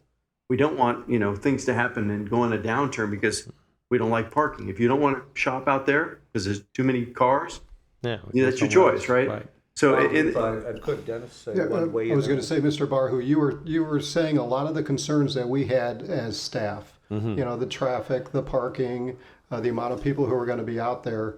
Those were our concerns. Now we do know, and Rob is correct, we do get to see these projects before they come into these events before they come in, so we can monitor them. But with that in mind, we've also had a lot of people come and talk about how much they enjoy these events, how much they enjoy doing these things, and are extra things for people in the city to do. That's why we were comfortable saying, you know what, we'll give it a trial. We'll try it for 1 year. We'll let the city commission look at it for 1 year. If they like it, we continue. If they don't, this can come to an end. But my question is, Dennis, is that who makes that decision, and at what point do they make the decision? Eventually, the city commission will make the decision to say that this is something that doesn't work in this area, it doesn't work for the community. And let's keep in mind, folks, one area that isn't unlimited here is time. We're talking a specific period of time to see if this is going to work, or if we have challenges that we can't overcome. Or if the city commission chooses to, they could add a second year. And then at that point, you have to fish or cut bait. Or make And- changes. And we need to. But it doesn't come back to this There is a board. limitation here, my point is. But it doesn't come back to this board, and that's my It will. concern. It will in a year, Tony. It comes back. So ultimately, just let me say, we will come up with a structure a year from now based on this trial period that becomes more like the Kennel Club's more permanent structure, which they're doing fine with, without any limitations, by the way. So in this case, we're restricting this way more than the other one in the community that's already doing it successfully. So, with no Mr. objection from Mr. anybody. Rob, why can we not keep the restrictions on it and look at the dates and see if you need something more, rather than giving you a whole thing and say, do it, and then let's cut back? I'd rather expand than to pull back. Yes, I'm just not understanding where you're coming from, Well- because we already have it in place now. We can do it in the I structure think that's. both of you have made your points there. My- Mr. Robinson, please. The problem I see with your argument is that, you know, even though there is some limitations, you can always go back and says, well, the PD that we agreed upon says it's an unlimited, it's a blank check.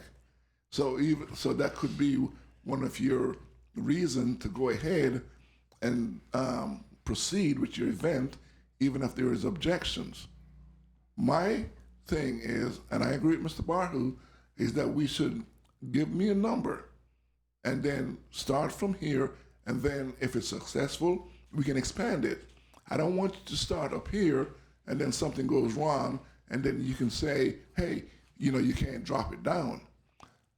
I would like to see, I live in that area, and I would like to see a number of events that you plan to have. I love the shopping center. I shop there all the time. Yeah. But I'd like to see a number of special events, right? And the duration as part of the planning. That's what we do. We plan ahead. So we'll say we'll have 20 events for 10 days each or for 5 days each.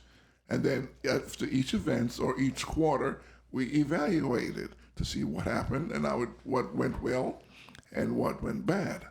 But I don't want to give you 365 days for you to have an event every day. And then you know, when I say, whoa, hold up, you can go back to me and show me the agreement that says, hey, you agreed for 365. I don't agree with a blank check like that. That's not good planning. So Milverton, it's not a blank check in the way that you're characterizing it, in the sense that we got to come in every time to the bank and say, here, we're bringing a deposit to you and we'll withdraw from it after we deposit.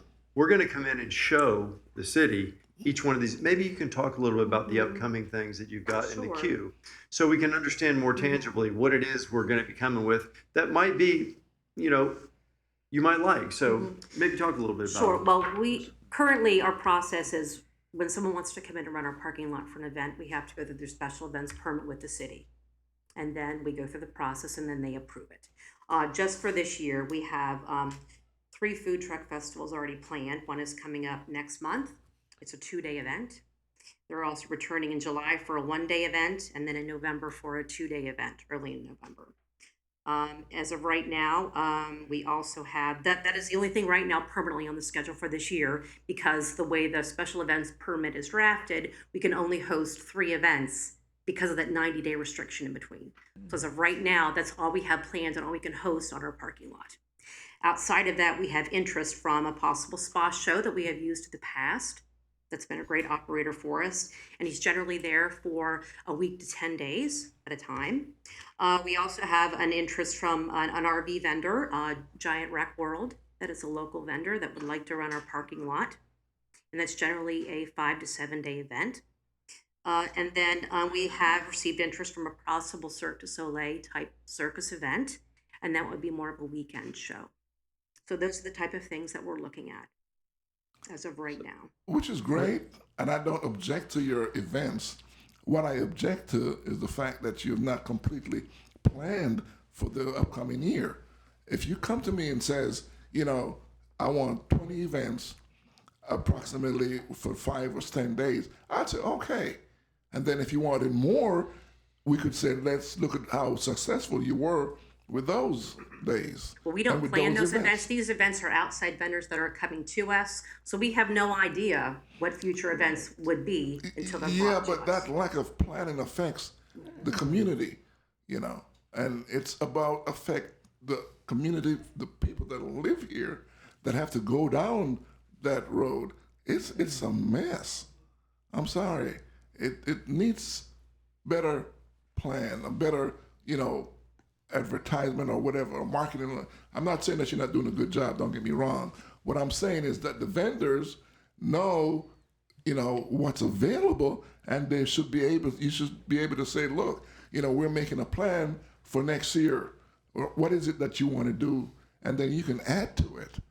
I don't see you me giving you a blank check. So Milverton, part of the problem, as she's saying, is the dead time that's required in between keeps them from being able to bring people well, in. Then reduce the dead time. I don't have a problem with you reducing the dead time, right? But your dead time, the way it's set up now, there is no dead time. You could say there is no dead time. We can go on every day, all year long. I want to see how many events that you tentatively planned, for how long, and you know how much dead time there is in between, so I can plan my trips down LPGA. I'm sorry, you know, that's. So you're raising a good point, Milverton, and to the extent that it could end up being too much, I think the city has complete control of saying it's not. Dennis, I think, you know, we had a lot of these conversations already, and we ended up with what Milverton's calling the blank check, because we knew that we were going to say, we'll come in with each one every time and you guys get to say yes or no. And if we do something wrong, you can throw the whole thing out and not let us do it anymore, period. So knowing that you guys had that complete control every step of the way, that's why we just left it the way it is in terms of being open. If you want to try to craft a way to make it more restricted time-wise somehow, I think we could probably do that. But again, it keeps them from being able to have that input from the people who want to do this, and then we share it with you, and you evaluate it. Okay, the fire guy gets to say, well, you need to put it over here instead of that way. And I think that if you guys would just understand that you should trust the people that are going to be saying yes or no as we come through with each one of them, I think we should be okay for this year to try it.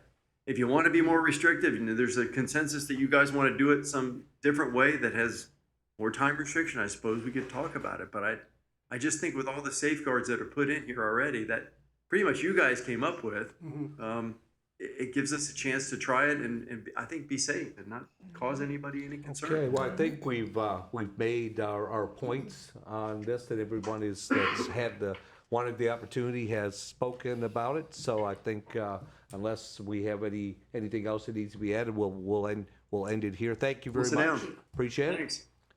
Appreciate it. Okay, moving forward, we do not have any speaker forms on this particular item.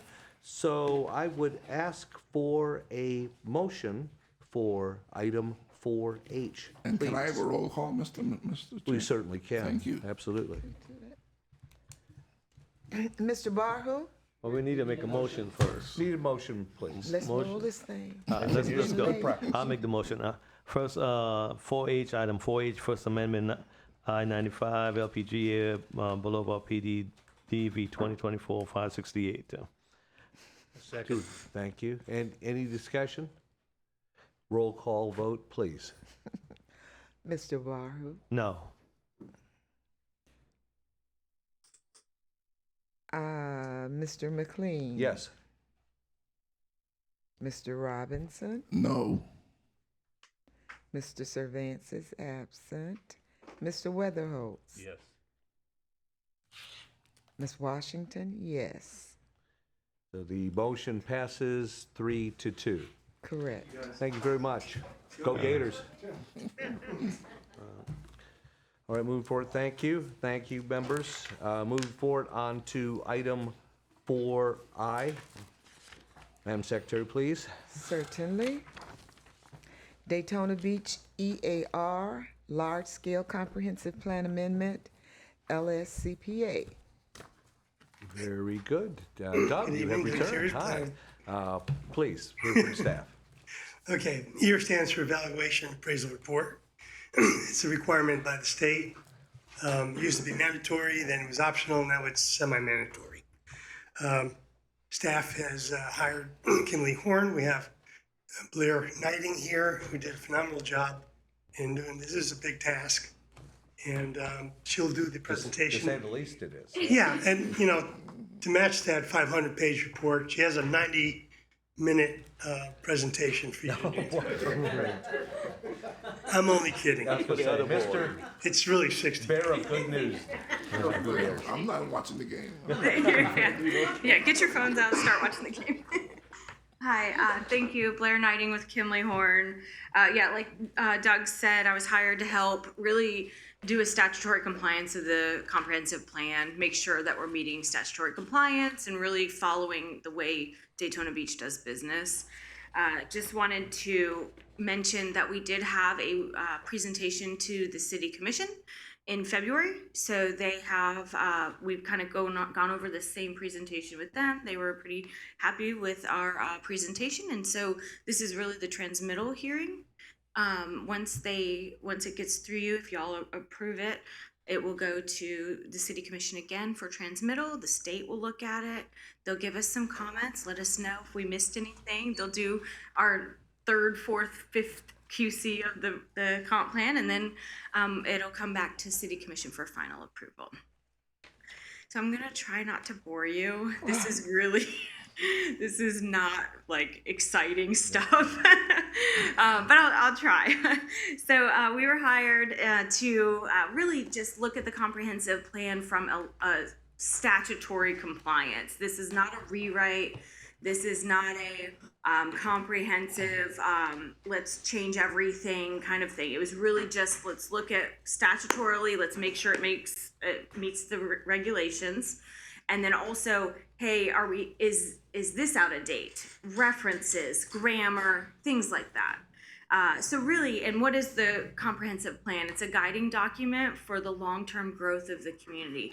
And so we also had to put a horizon on the comp plan, and that's required at least 20 years. And so that's why we have a 2045 comp plan now.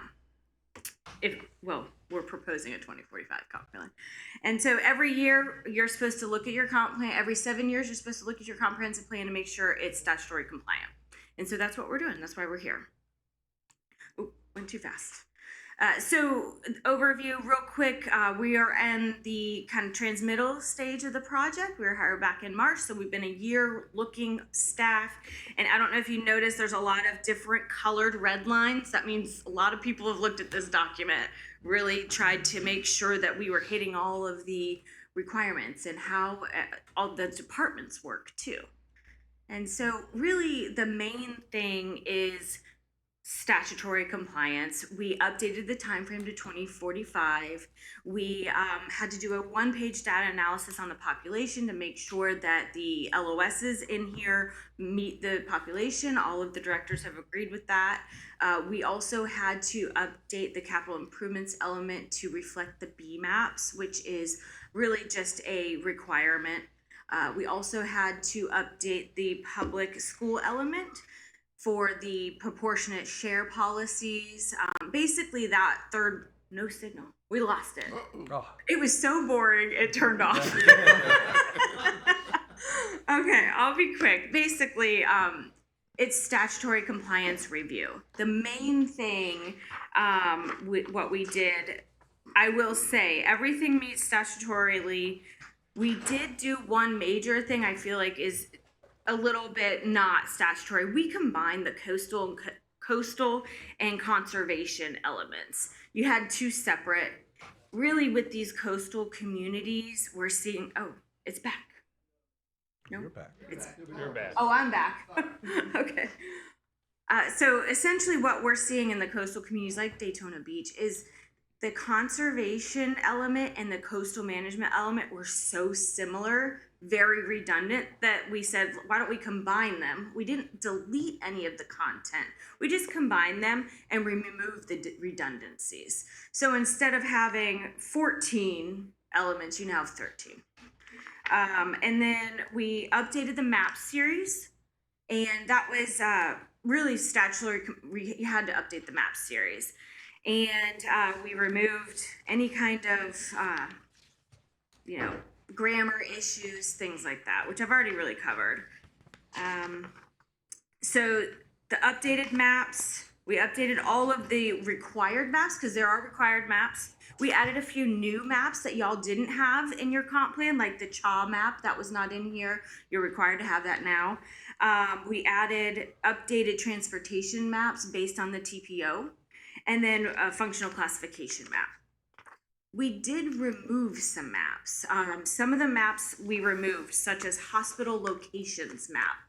I will say I think that's a little antiquated. We really don't need a map showing where the hospitals are. I think that was back from before GIS maybe. So some of these maps were pretty old. And so we removed shelter locations map. We really don't want to have that in the comp plan because what if a shelter location changes? Now your comp plan is not accurate.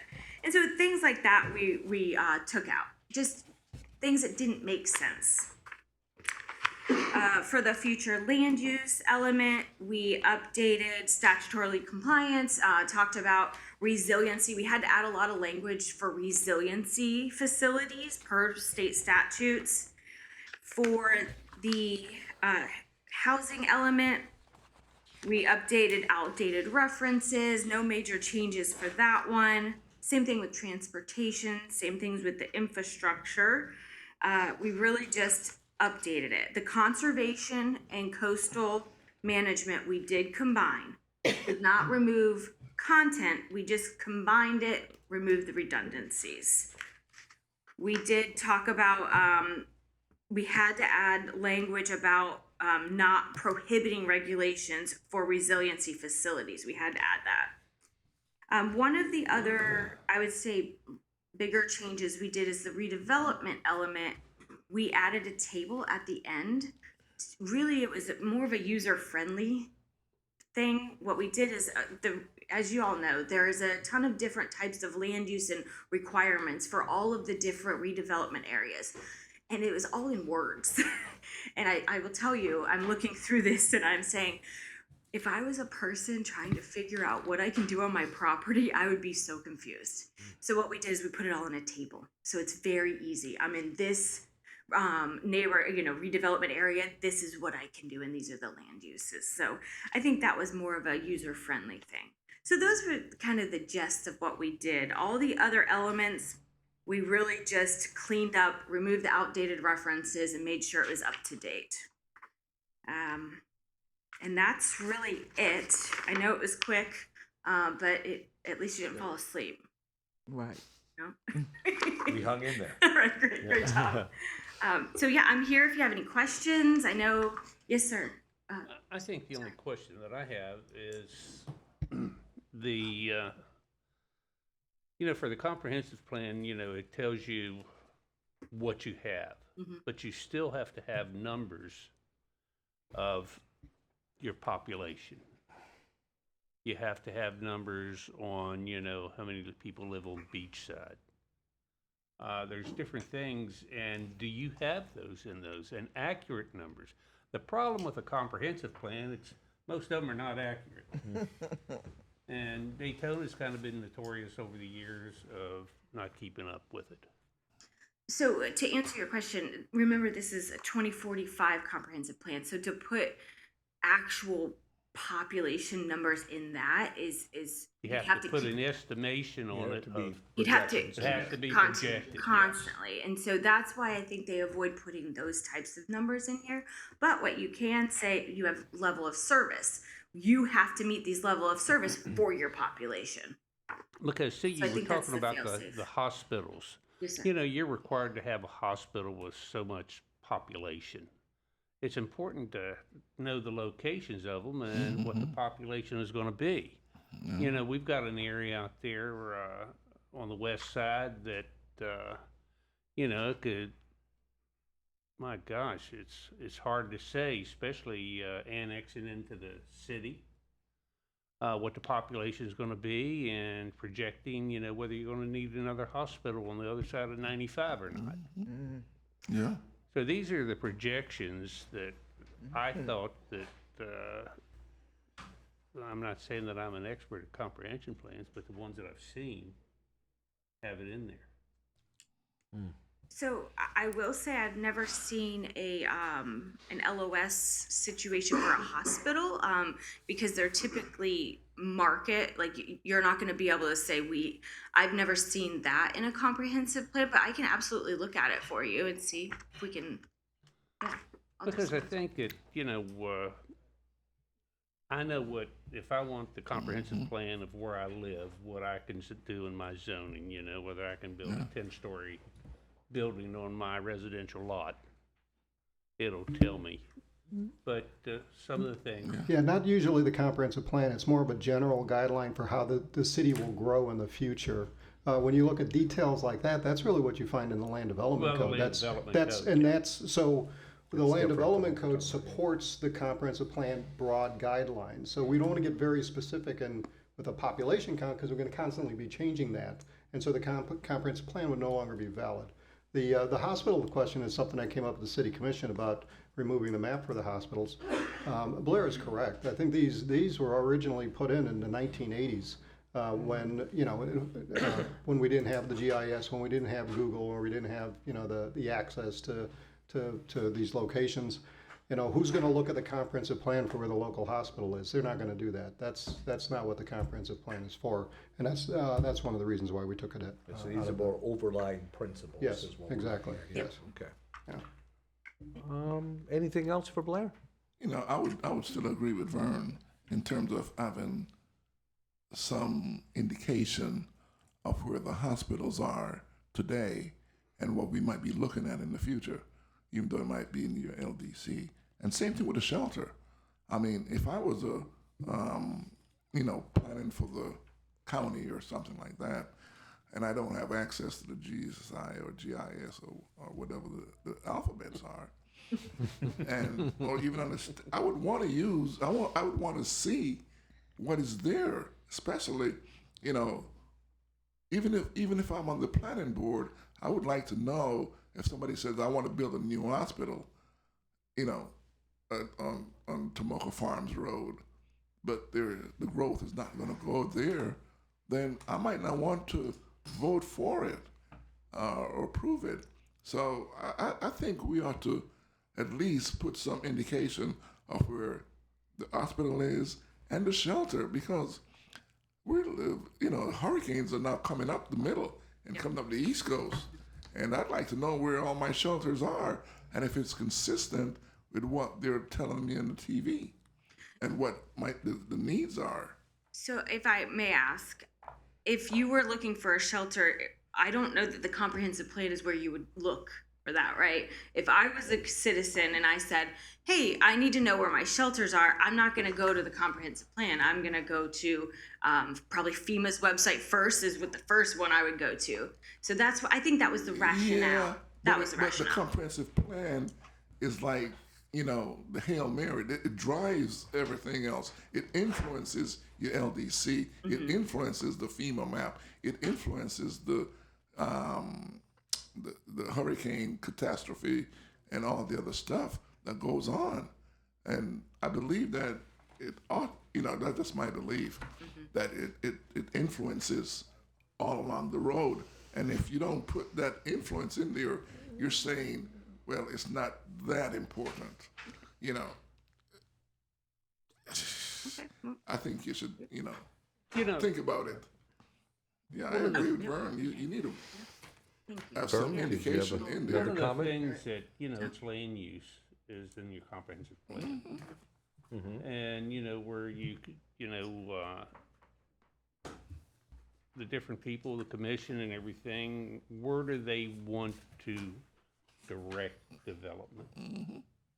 Where do you want to get these parcels put together to have housing? Or do you want a sports stadium? Mm-hmm. Yeah. That's what a comprehensive plan to me is, and maybe I'm totally wrong. Well, I think the comprehensive plan would say we aspire to in 2045 to have a stadium someplace on the west side of the city. Right. Generally broad like that. Right. It's not a specific of saying, hey, this is the location where we want to have a stadium, or this is a location where we want to have a hospital, or this is the location where the current hospital is. But it's very something broadly, that you're planning for very the broadly future. to meet the requirements of of all of the citizens within the city. Very broadly, that's what it does. And as a matter of fact, the land uses don't say specifically you can only do this at this land use. It's appropriate for these types of uses, may be appropriate for these types of uses, and it can still be modified even further. So it's a very general, broad. This is an area where we may want to see residential. This is an area where we may want to see commercial, and that's how the comprehensive plan would work, just to be very broad like that. Would you plan on the comprehensive plan, say like, we feel that, everybody's going to the county unincorporated, annexing into the city. Your comprehensive plan on your utilities, what you have for, future use. And it could be very easily, because every time that somebody comes in and says, I'd like to build a development, I'm going to develop 600 acres, and so we get from the city that we have, blank million gallons available. Mm-hmm. But until you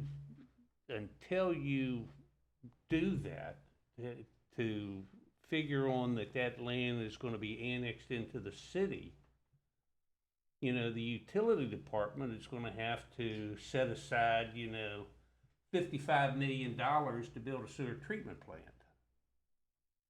And I would think that that's what the comprehensive plan is. You read about some of the cities, that, It's true, but it's a little bit different. It works on level of service for the city to say, for every employee, or excuse me, every resident of the city, we need to have X amount of volume to be able to have water and sewer. So if we were to annex in and take more people in, we have to make sure we're within that level of service that we're able to serve those people. That's why it's the general level of service, and then we have to make sure we meet that requirement for, even if the city were to grow, it has to still grow within that same ratio of as we go out, we have to still meet those requirements. That's the general level of service standard that we have in our comprehensive plan. because a comprehensive plan tells you what you need to have records of, but it also projects in the future. 2045, does that tell you anything? This isn't today. This is, Yeah, that's for sure. and so that's what I'm saying in the future, and I think that maybe you're better than I But am I have of knowing that. But what we're looking at here is that the comprehensive plan, even the very best one, can only be so comprehensive. Yeah, Oh, we absolutely. understand And that. you cannot be all things to all people all the time. Yeah. You just, given the circumstances you're dealing with at that point that this document's done, and what you can reasonably project into the future, that information is codified in this document. And honestly, that's it. This is going to be an ever-evolving document. It's a living But it gives us, in terms of the planning board, guidance, like we just approved for this massive apartment complex near the interstate off of Tomoka. And, That's true. there's And- no and- hospitals Right, near exactly. there, or So- where's the nearest shelter? So- So when we're planning and we're building, that's why I say, what is the impact? Yeah, And that's we a great talk- point. That's a great point, because what happens is when this comes in, and what we took a look at earlier today, they're coming in, they're doing a land use change, so the question is this property that's coming in, is it consistent with what our level of service is that we're able to serve this new property coming in? So let's look to our comprehensive plan. What are our minimum requirements? Does it meet that? Yes, it does. So that's what we're looking at when we talk about the comprehensive. So when it does This change. looks like a lot of Yeah. guidance to me. Yeah. I mean, there is a lot of detailed information to help with the decision-making that you're speaking of, in my opinion. Well, and for the ordinary citizens that comes in here, when we have these, issues that comes up with a development, right? And they didn't realize that, they just paid $500,000 for this home, and the next thing they know, they have something next door to them, and they're upset. Maybe if we have better guidance, right, then we wouldn't have so many upset neighbors coming in to saying, hey, I don't want this in my neighborhood, or I don't want this, particular development right next to me. I thought it was going to be, trees and animals or whatever, and they come in upset because we didn't have it in our plan. Anyway, go ahead. Points well taken. And if Pastor I may, Barber, just you have a real quick, comment? comprehensive plan is pretty much a vision of the city, which way we're going, what direction we're going with. It's almost like a dream committee, who's saying, hey, we want a stadium out here, we want this here, we want that here. And you have to plan, you have to look into the future a little bit, and then you come back to your LDC and you come back to all the different little auxiliaries that you have in order to put those things in place. So when we are annexing and you go back like then and say, look into the comp plan, does it fit into what we looked at for 20 years from now? It might not be something, we might not want Disney World outside our doors in 20 years from now. Yeah. Then again, we might want a SeaWorld. So, I don't know. Anyway, that's it. Nice analysis there with Disney and SeaWorld. I like that. Okay, any other comments for Blair? And I'm assuming, Doug, what we need to do is hopefully approve this to move it smartly downfield. Am I right? Yes. Okay, very good. We have no speakers on item 4I, so I would ask for a motion on item 4I, please. Okay, I make a motion that Daytona Beach EAR Large Scale Comprehensive Plan Amendment, LSCPA. Second. Thank you. Any discussion? All in favor, please say aye. Aye. Opposed, same sign. Thank you very much. Good discussion on that item. Thank you. All right. All right. Thank you. Thank you. Thank you, Blair. Have a good evening. Moving forward to item 4J. And the last thing, oh, you can see someone's excited here. Madam Secretary, if you would. 20 words. 4J. LDC text amendment, stacking spaces and temporary fencing, DEV 2024-157, quasi judicial hearing. Very good. Amelia, you'll be pleased to hear this is the last item. I know everybody else is. Yeah, I can see that. Yeah. Please, if you would.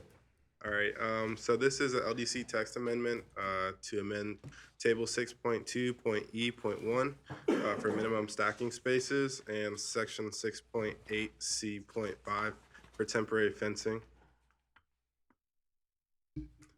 This is a request by the Growth Management and Planning Department, Planning Division, to amend Article 6 Development Standards of the Land Development Code. The proposed amendments include: 1, exempting certain properties from the stacking space requirement for gated driveways located on city-maintained local residential streets with a maximum speed limit of 30 miles per hour. And the second part is requiring the screening of active construction sites with the maintenance of such screening throughout the construction process. So a little background. For the first part, stacking spaces for gated driveways, this is a city commission directive to address challenges with adding fences and gates along front lot lines of single-family residences. We found that there are many older neighborhoods facing physical constraints, often unable to meet the 20-foot stacking requirement without encroaching into the right-of-way. Currently, these such instances require a case-by-case variance.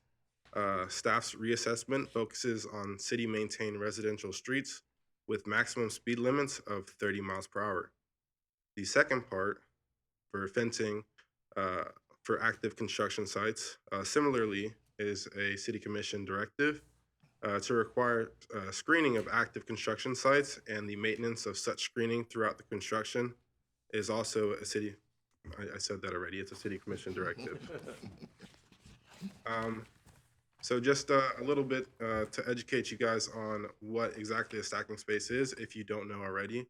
The LDC defines a stacking space. They are areas where vehicles queue up to access a use. The word queue in itself is temporary in nature. Currently, the required stacking space for a gated driveway associated with a typical single-family detached residence must comply with the following design and layout standards. 1, stacking spaces should be a minimum of 10 feet wide and 20 feet long. Those are the dimensional standards of that stacking space. Stacking spaces shall not impede on-site or off-site vehicular traffic movements or access to off-street parking spaces.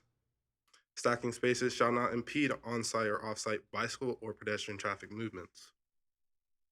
And our goal is to address some of these things.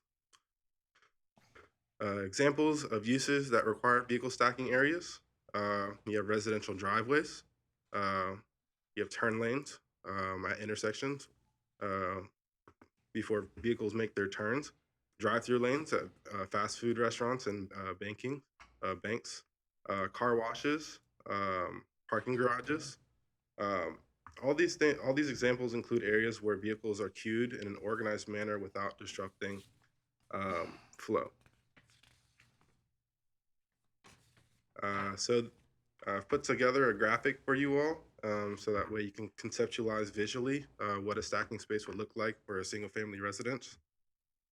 So on the left, you have a stacking space that is 20 feet long by 10 feet wide.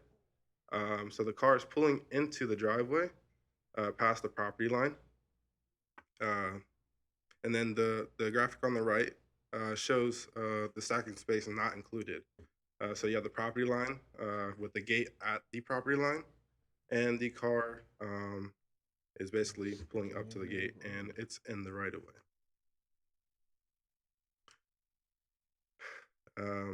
So there are provisions for right-of-way encroachment Those provisions are parking spaces, stacking spaces, and loading areas shall not encroach upon, and no portion of any vehicle shall overhang the right-of-way of any road, street, alley, or walkway. We intend to keep this intact, although we are amending the text.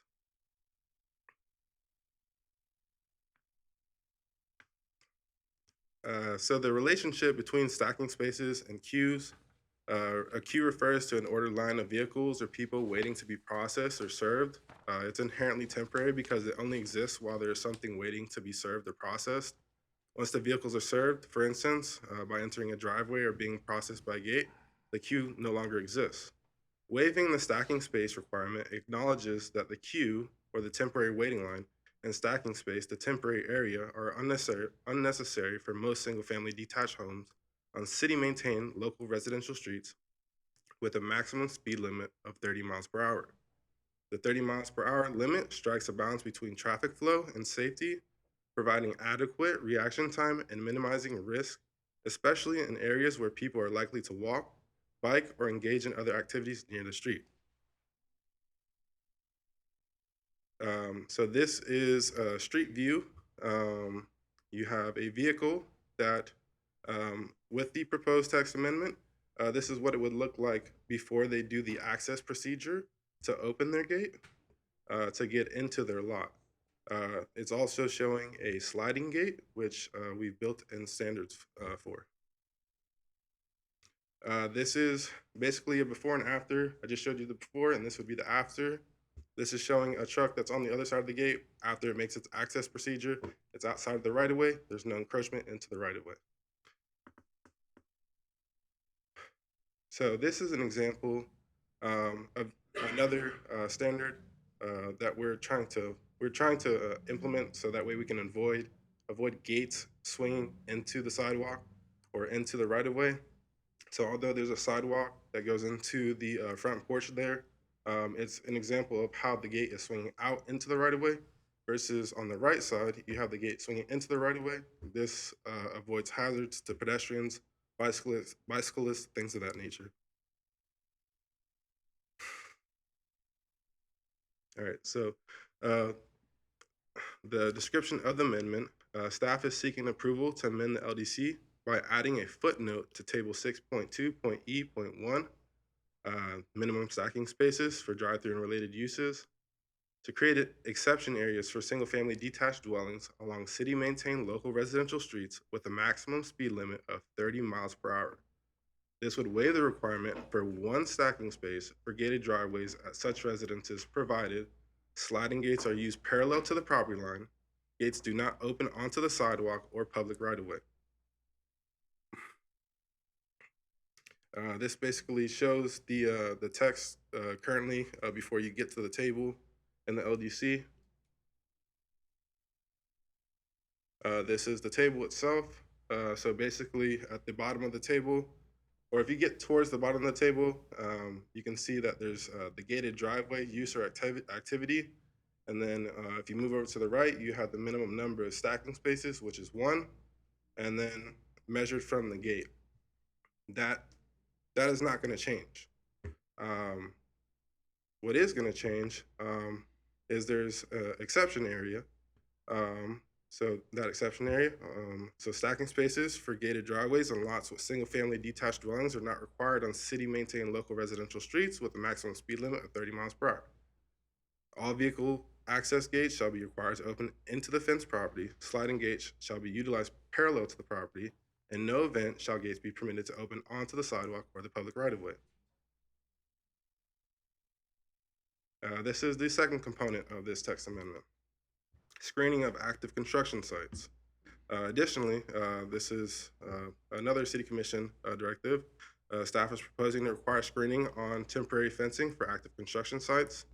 The required screening is intended to obscure the site to ensure the safety and privacy from surrounding properties. Accepted materials include mesh, tarps, or other solid barriers and must be maintained throughout the construction project. The demonstrated community need for temporary fencing and screening around active construction sites stems from safety concerns, privacy protection, and aesthetic preservation. Fencing helps prevent unauthorized access, ensuring public safety by keeping people away from potential hazards. Screen fencing shields surrounding properties from dust, debris, and noise, protecting residents' privacy and minimizing visual disruption. These measures help preserve the city's reputation and property values, especially in areas near residential and tourist zones. I just have provided here a few examples of what that screening could look like for temporary fencing for active construction sites. It's just a black screening, blue screening, a little bit more opaque, and then you have screening where you're actually, in some cases, advertising the development itself. So for this component, staff is seeking approval to add standards to section 6.8.c.5, temporary fencing to require the screening of active construction sites with specified materials, which must be maintained throughout the duration of the construction project. So this is what it looks like in the text. I'll go ahead and read the part that is going to actually change the text. We are adding the language fencing associated with active construction sites must be screened to minimize visual impact and maintain in good condition. The screening should consist of materials that obscure the construction site, such as mesh, tarps, or other solid barriers, ensuring the safety and privacy of surrounding properties. The fencing must be regularly inspected and repaired as needed to prevent deterioration and ensure it remains secure throughout the duration of the construction project. Staff recommends approval of the request to amend table 6.2.e.1 for minimum stacking spaces and section 6.8.c.5 for temporary fencing. A majority vote by the planning board members present and voting is required to recommend approval to the city commission. The item is anticipated to be heard by the city commission for first reading on May 7th, 2025, and for second reading on May 21st, 2025. And that's all she wrote. That's all she wrote. Question for you, sir. Where did the 30-mile-an-hour standard come from? Where was that number particularly determined? So we talked to Public Works, and it was a life safety situation. So basically, the vehicles are not traveling in excess. If vehicles are traveling in excess of 30 miles per hour, it's hazardous. If they're not traveling at in excess of 30 miles per hour, then it's safer for pedestrians, and it provides people enough time to react to situations. Okay, so not a number picked out of the air. We got good hard data from our folks at Public Works to come up with this 30-mile-an-hour number. Yes. What you're telling me. Very good. Any questions for staff? I just have one simple Please, question. please, Bernie. I didn't think Daytona Beach allowed fences past the front of the house. The fences won't go past the property line. You still have the property line, and then once you get outside the property line, you're actually in the right of way in most cases. Oh, I understand. That. So for the stacking space, it would actually make you kind of like go into. I can go back to the graphic. Hang on, no, I understand what your question is. The fences are actually allowed in the front of the house, but not a 6-foot fence. 6-foot fence has to stop at the front of the house, and then beyond that, it can be, I believe, 3 feet or 4 feet. It can be reduced. Is that new? No, that's been like that since I've been in the city. Well, at least since I've been in the city, and it's over 16 years. So you can't have a fence in the front of the house. Okay. But it needs to be. It needs to be a lower fence, correct? Okay. Thank you. Mr. Robinson, please. On the fencing, was there an analysis for the cost of constructing the fence around a property? Would that increase the cost of the house or the apartments, or, what's the impact on that? We didn't do an analysis of the cost of the fence. This is actually driven by the residents who have a fence, and they want to be able to have a gate on the fence. So we're not requiring the fence. This is only if somebody wants to put it in. They don't have. They're not required to do it. Construction fence. And again, with the construction fence, there is no requirement for the construction fence. But this is saying that if they are installing a construction fence, and some properties elect to do that for security purposes, if they decide to install a construction fence, they are required to have it screened at all times. But they're not required to have a construction. You're not required to have a construction force. Oh, okay, because I was concerned about the cost being passed on to the, the renters or the buyers, and then what happened to the fence when the construction is over with? Do they dump it in the landfill, or do they recycle it? They rent them. They ran them. They rent them. Okay, gotcha. All right, I'm good. All right, Thank you. very good, very good. Since we don't have an applicant per se, any, We're the applicant. I was gonna say, any comments, Dennis, you wanna make other than what we were just Just to discussing? say that these, both of these requests were generated from the city commission in discussions that they've had to bring something forward to address these two specific issues. So that's in response to what the commission has wanted, and that's why we're bringing it forward. Very good, okay, thank you. All right, moving forward, don't have any green forms, so we go to ask for a motion for item 4J, please. Okay, I make a motion LDC text amendment to Sack and Space and Temporary Fencing DV 2025-157. Thank you, any discussion? All in favor, please say aye. Aye. Opposed, same sign, thank you very much. Moving forward into other business, any report for the Downtown Redevelopment Area Board? I'm hearing none. Moving smartly along to Midtown Redevelopment. Did not meet. Did not meet. Okay, can't have a report if you don't meet. Beachside Redevelopment? Didn't meet. All right. And affordable housing, keeping on this roll, we didn't meet either. So we got to keep this up. This is great. Okay, any public comments? No? Thank you, Ann. Any further staff comments, Dennis? Nope. Board member comments? None. All right, with that, no more questions. See you next month. Thank you.